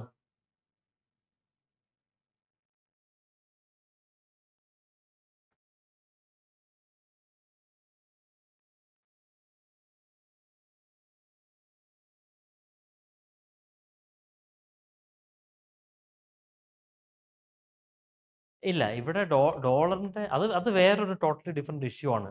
ബാക്കി കൺട്രീസ് ഡോളറിനെ മാറ്റാൻ ശ്രമിക്കുന്നതൊക്കെ. ഇപ്പോൾ നടക്കുന്നത് എന്താണെന്ന് വെച്ചാൽ, അമേരിക്കയ്ക്ക് ഇറാനെ ഡീസ്റ്റെബിലൈസ് ചെയ്യണം. ഇറാന്റെ ഏറ്റവും വലിയ വരുമാന സോഴ്സ് ഓയിലാണ്. അപ്പം അത് കട്ട് ചെയ്യുക, ഇറാന്റെ ഇൻകം കട്ട് ചെയ്യുക. അപ്പൊ ബാക്കിയുള്ള രാജ്യങ്ങളോട് പറയുന്നു, അപ്പൊ അവർക്ക് അനുമതി കൊടുക്കുന്നു എന്ന് പറഞ്ഞു കഴിഞ്ഞാൽ, US വലിയൊരു കൺസ്യൂമർ കൺട്രിയാണ്. ഈ രാജ്യങ്ങളെല്ലാം US ഇമ്പോർട്ട് ചെയ്യുന്നുണ്ട്. ഇന്ത്യയുടെയും ഏറ്റവും വലിയ ട്രേഡ് പാർട്ണർ US ആണ്. അപ്പൊ US പറയുന്നു, നിങ്ങൾ ഇറാന്റെ കയ്യിൽ നിന്ന് സാധനം മേടിക്കുന്നുണ്ടെങ്കിൽ നിങ്ങൾ ഇങ്ങോട്ട് ഇമ്പോർട്ട് ചെയ്യണ്ട, ഐ മീൻ എക്സ്പോർട്ട് ചെയ്യണ്ട, ഞങ്ങൾ നിങ്ങളുടെ സാധനം മേടിക്കുന്നില്ലെന്ന് പറഞ്ഞാൽ എന്ത് ചെയ്യും? നമ്മുടെ എക്സ്പോർട്ടേഴ്സ് എല്ലാവരും പെടും, നമുക്ക് കിട്ടാനുള്ള ഫോറിൻ മണി നമുക്ക് നഷ്ടപ്പെടും. അപ്പം രാജ്യങ്ങൾക്ക് പെട്ടെന്ന് ആ ഒരു ഷോക്ക് താങ്ങാൻ പറ്റില്ല. കാരണം US is A huge consumer economy. ഈ രാജ്യങ്ങളെല്ലാം എക്സ്പോർട്ട് ചെയ്യുന്നത് US സോ അത് വെച്ചിട്ടാണ് ഇവർ ബാർഗെയിൻ ചെയ്യുന്നത്, അല്ലാതെ ഡോളർ വെച്ചിട്ടല്ല. അത് വെച്ചിട്ട് ഇപ്പൊ ഇന്ത്യക്ക് റഷ്യയിൽ നിന്ന് ഓയിൽ മേടിക്കാൻ അനുമതി കൊടുത്തു എന്ന് കഴിഞ്ഞ ദിവസം പുള്ളി പറഞ്ഞില്ലേ, ട്രംപ് പറഞ്ഞു. Y so? ബിക്കോസ് ഇന്ത്യയുടെ ഏറ്റവും വലിയ എക്സ്പോർട്ട് മാർക്കറ്റ് US ആണ്. ആ മാർക്കറ്റ് നമുക്ക് നഷ്ടപ്പെടാൻ പറ്റത്തില്ല, അത് ഫീസിബിൾ ആവില്ല. That is why. അതുകൊണ്ടാണ് അപ്പോൾ അവർ താരിഫ് സാങ്ഷൻസ് കൊണ്ടുവരുന്നു, എക്സ്പോർട്സ് റേറ്റ് കൂടുന്നു, നമ്മുടെ എക്സ്പോർട്ടേഴ്സ് ബുദ്ധിമുട്ടാകുന്നു. So that is the story. അല്ലാണ്ട് അവിടെ വേറെ ഡോളറുമായിട്ട് ഇപ്പം നിലവിൽ വലിയ റോളൊന്നുമില്ല. പിന്നെ വരുന്നത് നമ്മുടെ ബ്രിക്സ് കൺട്രീസ് ഒക്കെ, ബ്രിക്സ് പേ പോലെയുള്ള പുതിയ കറൻസീസ് അല്ല കറൻസി ട്രാൻസാക്ഷൻ സംവിധാനങ്ങൾ കൊണ്ടുവരുന്നു. പല കൺട്രികളും, ഇപ്പൊ ഇന്ത്യയും ഈ ഒരു അവസരത്തിൽ ശ്രമിക്കുന്നുണ്ട്, ഡോളറിനെ മാറ്റി ഇന്ത്യൻ കറൻസിയിൽ തന്നെ ട്രേഡ് ചെയ്യാൻ ശ്രമിക്കുന്നുണ്ട്. So that is what is happening now. Clear ആവുന്നുണ്ടോ?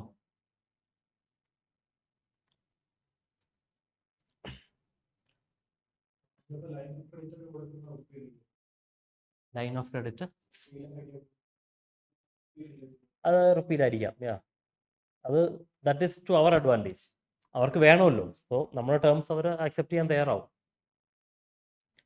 Given that they are importing enough from India, എന്നാൽ മാത്രമേ അവർക്കത് ഫീസിബിൾ ആകത്തുള്ളൂ. അല്ലെങ്കിൽ ശ്രീലങ്ക, ഇതെല്ലാം ഇന്റർ കണക്റ്റഡ് ആണ്, മനസ്സിലായില്ലേ? ശ്രീലങ്ക ഇന്ത്യൻ റുപ്പി എടുക്കുവാണെങ്കിൽ Sri Lanka should have A well connected market that is trading with India. കാരണം ഇന്ത്യക്ക് മാത്രമേ ഇന്ത്യൻ റുപ്പി കൊണ്ട് ഗുണമുള്ളൂ, ഡോളർ കൊണ്ട് ബാക്കി എല്ലാവർക്കും ഗുണമുണ്ട്. സോ ഇന്ത്യയുമായിട്ട് നല്ലൊരു ട്രേഡ് നെറ്റ്വർക്ക് ഉണ്ടെങ്കിൽ മാത്രമേ അതുകൊണ്ട് കാര്യം.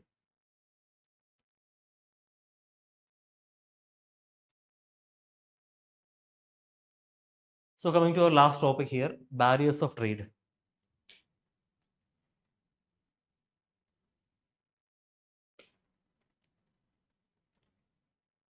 PPT ഇന്ന് അറേഞ്ച് ചെയ്യാം.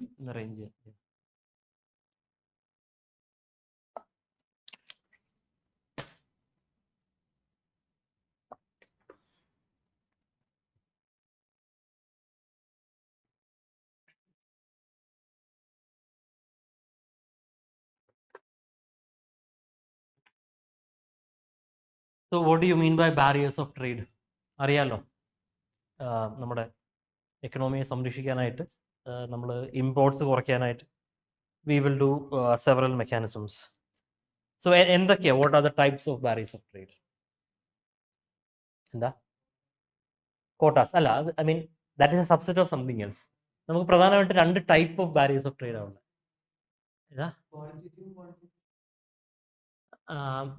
Yeah, but what I'm asking is what are the 2 types? Yeah, first one is tariff barriers. അതായത് നിങ്ങൾ ഇപ്പോൾ ട്രംപ് പറയുന്ന പോലെ നിങ്ങൾ യു എസിലേക്ക് എക്സ്പോർട്ട് ചെയ്യണമെങ്കിൽ നമ്മൾ, അല്ലെ ഇന്ത്യയിലോട്ടൊരു സാധനം ഇമ്പോർട്ട് ചെയ്യുമ്പം നമ്മൾ എന്ത് ചെയ്യും, അതിനൊരു താരിഫ് ഇടും, ഡ്യൂട്ടി ഇടും. അപ്പം 1 ലക്ഷം രൂപയുടെ ഹാർലി ഡേവിഡ്സൺ ബൈക്ക് വരുവാണെങ്കിൽ അതിൻ്റെ 100% ഡ്യൂട്ടി ഞാൻ ഇട്ടു. They can only bring it for 2 lakhs. 2 lakhs കൊടുത്താൽ മാത്രമേ ഇവിടെ വിൽക്കാൻ സാധിക്കുള്ളൂ. So that is an example of tariff barriers. ഇനി നോൺ താരിഫ് ബാരിയേഴ്സ് എന്താ? ഈ പൈസ അല്ല, ഡ്യൂട്ടി ഏതാ? അതെല്ലാം വരാം. അതായത് അപ്പാർട്ട് ഫ്രം മണി, അതായത് നിങ്ങൾ ആ സാധനത്തിൻ്റെ വാല്യൂവിൽ നിങ്ങൾ ചാർജ് ചെയ്യാതെ, താരിഫ് തന്നെ 2 ടൈപ്പ് ഉണ്ട്. അഡ് വലോറം ടൈപ്പ്, സ്പെസിഫിക് താരിഫ്സും. എന്താണ് അഡ് വലോറം ടൈപ്പ്? അതായത് 2 രീതിയിൽ നമുക്ക് താരിഫ്സ് കൊടുക്കാം. ഒന്ന് ബേസ്ഡ് ഓൺ ദ വാല്യൂ. ഇപ്പോൾ ഞാനൊരു കാർ ഇമ്പോർട്ട് ചെയ്യുവാണെങ്കിൽ ആ കാറിൻ്റെ വാല്യൂവിൻ്റെ ഇത്ര പെർസെൻറ്റേജ് നിങ്ങൾ ഡ്യൂട്ടി അടയ്ക്കണം. 10%, 20% നിങ്ങൾ ഡ്യൂട്ടി അടയ്ക്കണം എന്ന് പറയും. അല്ലെങ്കിൽ എണ്ണത്തിനാവാം. നിങ്ങൾ 10 കാർ ഇമ്പോർട്ട് ചെയ്യുവാണെങ്കിൽ ഒരു കാറിന് ഇത്ര രൂപ വെച്ച് ഡ്യൂട്ടി അടയ്ക്കണം. വാല്യൂ ബേസ്ഡ്, അത് എണ്ണത്തിൻ്റെ ബേസ്ഡാണ്, സ്പെസിഫിക് ആണ്, സ്പെസിഫിക് ഡ്യൂട്ടി എന്ന് പറയുന്ന സാധനം. സോ ദാറ്റ് ഇസ്, മനസ്സിലാവുന്നുണ്ടോ പറയുന്നത്? ഡൗട്ട് ഉണ്ടോ? ഉണ്ട്, അപ്പം തന്നെ ചോദിക്കണം. Okay. Next one is non tariff barriers. So what do you mean by that? How can you make a barrier without finance കൊണ്ടുവരാതെ എങ്ങനെ ഒരു ബാരിയർ ഉണ്ടാക്കാൻ പറ്റും? ക്വാളിറ്റി. ഇപ്പം യൂറോപ്പിലൊക്കെ ആ പ്രശ്നമുണ്ട്. അതായത് നമ്മൾ എക്സ്പോർട്ട് ചെയ്യുന്ന സാധനത്തിന് ഇത്ര ക്വാളിറ്റി ഉണ്ടെങ്കിൽ എക്സ്പോർട്ട് ചെയ്യാൻ പറ്റുള്ളൂ. അത് ഇപ്പം ഇതെല്ലാം പ്രശ്നം വെച്ചാൽ WTOയുടെ ഓരോ നോംസ് ഉണ്ട്. WTOയുടെ പല ബോക്സുകളുണ്ട്. അത് സബ്സിഡീസ്, അത് ഫുഡിൻ്റെ ഇഷ്യൂസാണ്. അതല്ലാതെ ഒരു ഓപ്പൺ ട്രേഡ് കൊണ്ടുവരാനായിട്ട്, അല്ലെങ്കിൽ ഫ്രീ ട്രേഡ് നടത്താനായിട്ടാണ് അവർ കൂടുതലും എൻഡോഴ്സ് ചെയ്യുന്നത്. എല്ലാ രാജ്യങ്ങളെല്ലാം ഫ്രീ ട്രേഡ് ചെയ്യണം. പക്ഷേ എല്ലാവരും അവരവരുടെ എക്കണോമി സംരക്ഷിക്കാൻ വേണ്ടിയിട്ട് WTO ബൈപ്പാസ് ചെയ്തുകൊണ്ട് എങ്ങനെയെങ്കിലുമൊക്കെ താരിഫ്സ് വയ്ക്കും. അങ്ങനെയാണ് ഈ നോൺ താരിഫ് ബാരിയേഴ്സിൻ്റെ ഒരു ഒറിജിൻ തന്നെ വരുന്നത്.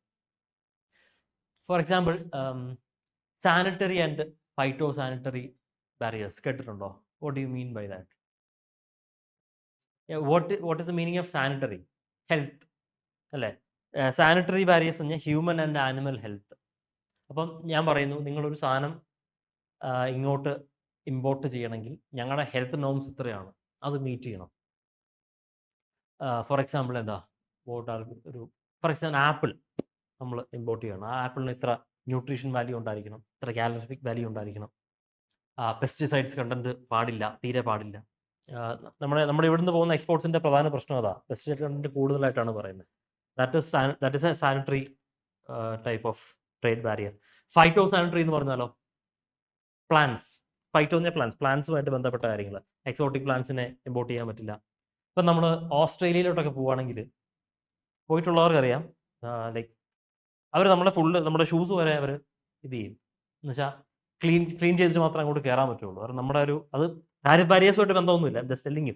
നമ്മുടെ നാട്ടിൽ നിന്ന് ഒരു സാധനം അവിടെ എത്തി ഇൻവേസീവ് സ്പീഷീസ് ആവാനോ ഒന്നും അവർ സമ്മതിക്കില്ല. ലൈക്ക് വൈസ് നിങ്ങൾക്ക് ഇപ്പം ഒരു പ്ലാന്റ് ബേസ്ഡ് സാധനം ഇമ്പോർട്ട് ചെയ്യണമെങ്കിൽ,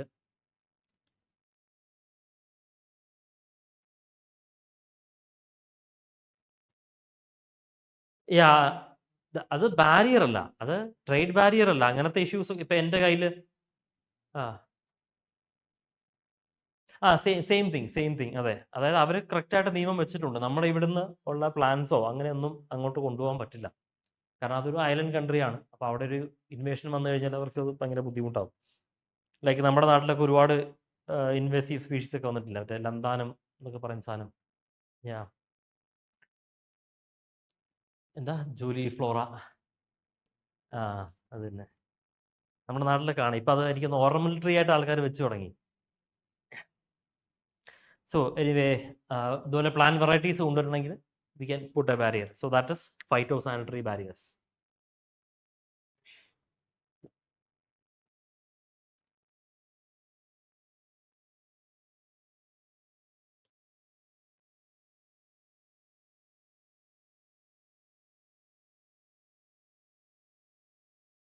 അതുപോലെ സബ്സിഡീസ് കൊടുക്കാം. That is also a non tariff barrier. അതായത് ഇമ്പോർട്ട്സ് നമുക്കറിയാം ഒരു particular good is coming as import. അപ്പോൾ ആ ഇമ്പോർട്ട് സ്റ്റോപ്പ് ചെയ്യാൻ നമുക്ക് മാർഗ്ഗമില്ല. either we have a friendly relation with that country or we have a WTO agreement. What we will do is same സാധനം ഇന്ത്യയിൽ ഉണ്ടാക്കാൻ വേണ്ടിയാണ് സബ്സിഡി കൊടുത്തേക്കുക. അപ്പോൾ ഇന്ത്യൻ മാർക്കറ്റിൽ ആ സാധനത്തിൻ്റെ റേറ്റ് ഭയങ്കര കുറവല്ലേ, ഒരിക്കലും ഇവർക്ക് അത് ഓവർകം ചെയ്യാൻ പറ്റില്ല ഇമ്പോർട്ട് ചെയ്യുന്നവർക്ക്. So like that we can also provide subsidies.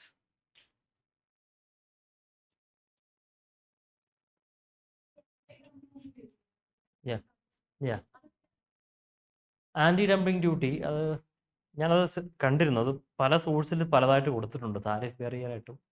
Because we are charging duty for it. അപ്പോൾ അതൊരു താരിഫ് ബാരിയറിലല്ലേ വരണ്ടേ. പക്ഷെ ചിലയിടത്ത് അത് ഇപ്പം ശങ്കർ ഗണേഷിൽ എന്തോ ആൻറ്റി ഡംപിങ് ഡ്യൂട്ടി, അതായത് നിങ്ങൾ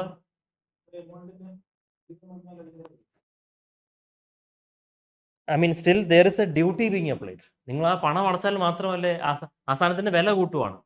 അതായത് അവിടെ ചീപ്പായിട്ടുള്ളൊരു സാധനം ബൾക്കായിട്ട് ഇവിടെ കൊണ്ടിടാതിരിക്കാനായിട്ടാണ് നമ്മൾ ആൻറ്റി ഡംപിങ് ഡ്യൂട്ടി കൊടുക്കുന്നത്. അപ്പോൾ അത് ഡംപ് ചെയ്ത് അവരുടെ ചീപ്പായിട്ടുള്ള സാധനമാണ് വരുന്നത്. അപ്പോൾ അത് എക്സ്പെൻസീവ് ആക്കണം. അപ്പോൾ നമ്മൾ എന്ത് ചെയ്യും, അതിന് നമ്മൾ ഡ്യൂട്ടി അടിച്ചു കൊടുക്കും.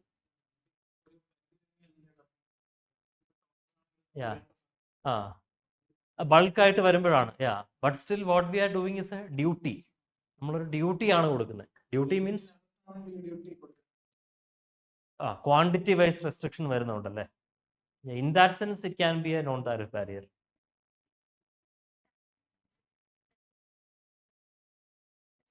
അല്ല, അത് ദാറ്റ് ഇസ് ഡിഫറെൻറ്റ്. അത് ഓരോ എണ്ണത്തിനനുസരിച്ച് ടാക്സ് ചെയ്യുന്നതിനെയാണ് സ്പെസിഫിക് ഡ്യൂട്ടി. അല്ല, that is different. What is that is different. അതെന്താണെന്ന് വെച്ചാൽ നിങ്ങൾക്ക് 1000 സാധനം ഇമ്പോർട്ട് ചെയ്യാം, 1000ന് മുകളിലോട്ട് പോയി കഴിഞ്ഞാൽ ഡ്യൂട്ടി അടയ്ക്കണം എന്ന് പറയുന്നു. That is A quantitative restriction. മറ്റേ സ്പെസിഫിക് ഡ്യൂട്ടി എന്ന് പറഞ്ഞാൽ വാല്യൂ ബേസ്ഡും സ്പെസിഫിക്കും. വാല്യൂ എന്ന് പറഞ്ഞാൽ ആ സാധനത്തിൻ്റെ വിലയുടെ പെർസെൻറ്റേജ് നിങ്ങൾ അടയ്ക്കണം. ഇത് സ്പെസിഫിക് ഡ്യൂട്ടി എന്ന് പറഞ്ഞാൽ ആ സാധനത്തിൻ്റെ എണ്ണത്തിന് നിങ്ങൾ ടാക്സ് അടയ്ക്കണം. നിങ്ങൾ 1000 എണ്ണോ 10,000 എണ്ണോ 1,00,000 കൊണ്ടുപോരെ, ബട്ട് ഓരോന്നിനും സെപ്പറേറ്റ് ടാക്സ് അടയ്ക്കണം. 1,00,000 എണ്ണം ഉണ്ടെങ്കിൽ 1,00,000 എണ്ണത്തിനും ടാക്സ് അടയ്ക്കണം. That is different. ഇത് ക്വാണ്ടിറ്റേറ്റീവ് വൈസ് നോക്കുവാണെങ്കിൽ that's right. But I have seen tariff ബാരിയറായിട്ടും ഇതിനെ നമുക്ക് കണക്കാക്കാൻ പറ്റും തോന്നുന്നു. ക്വാണ്ടിറ്റേറ്റീവ് റെസ്ട്രിക്ഷൻ വെച്ച് കഴിഞ്ഞാൽ ബൈ ഒരു സാധനം ഇത്ര ഇമ്പോർട്ട് ചെയ്യാം, you have put a quantitative restriction for that. Above that you have to hit duty. But still അവിടെ നമ്മൾ ഡ്യൂട്ടി അല്ലേ അവിടെ മെയിനായിട്ട് റെസ്ട്രിക്ഷൻ ആയിട്ട് വെക്കുന്നത്, ബാരിയർ ആയിട്ട് വെക്കുന്നത് ഡ്യൂട്ടി അല്ലേ. No doubt. ക്വാണ്ടിറ്റേറ്റീവ് റെസ്ട്രിക്ഷൻ ഉണ്ട്. അത് ഞാൻ കണ്ടിട്ടുണ്ട്. ഈ പല സോഴ്സിലും ഇത് നോൺ താരിഫ് ബാരിയർ തന്നെ കൊടുത്തിരിക്കും. വേറെയുണ്ട് കൗണ്ടർ വാലിംഗ് ഡ്യൂട്ടി, അതും അങ്ങനെ തന്നെയാണ് കൊടുത്തിരിക്കുന്നത്. നമുക്ക് ഇന്നത്തെ ക്ലാസ് വൈൻഡപ്പ് ചെയ്യാം. എന്തെങ്കിലും ഡൗട്ട് ഉണ്ടോ നിങ്ങൾക്ക് ചോദിക്കാം, അല്ലേ തീർക്കാം.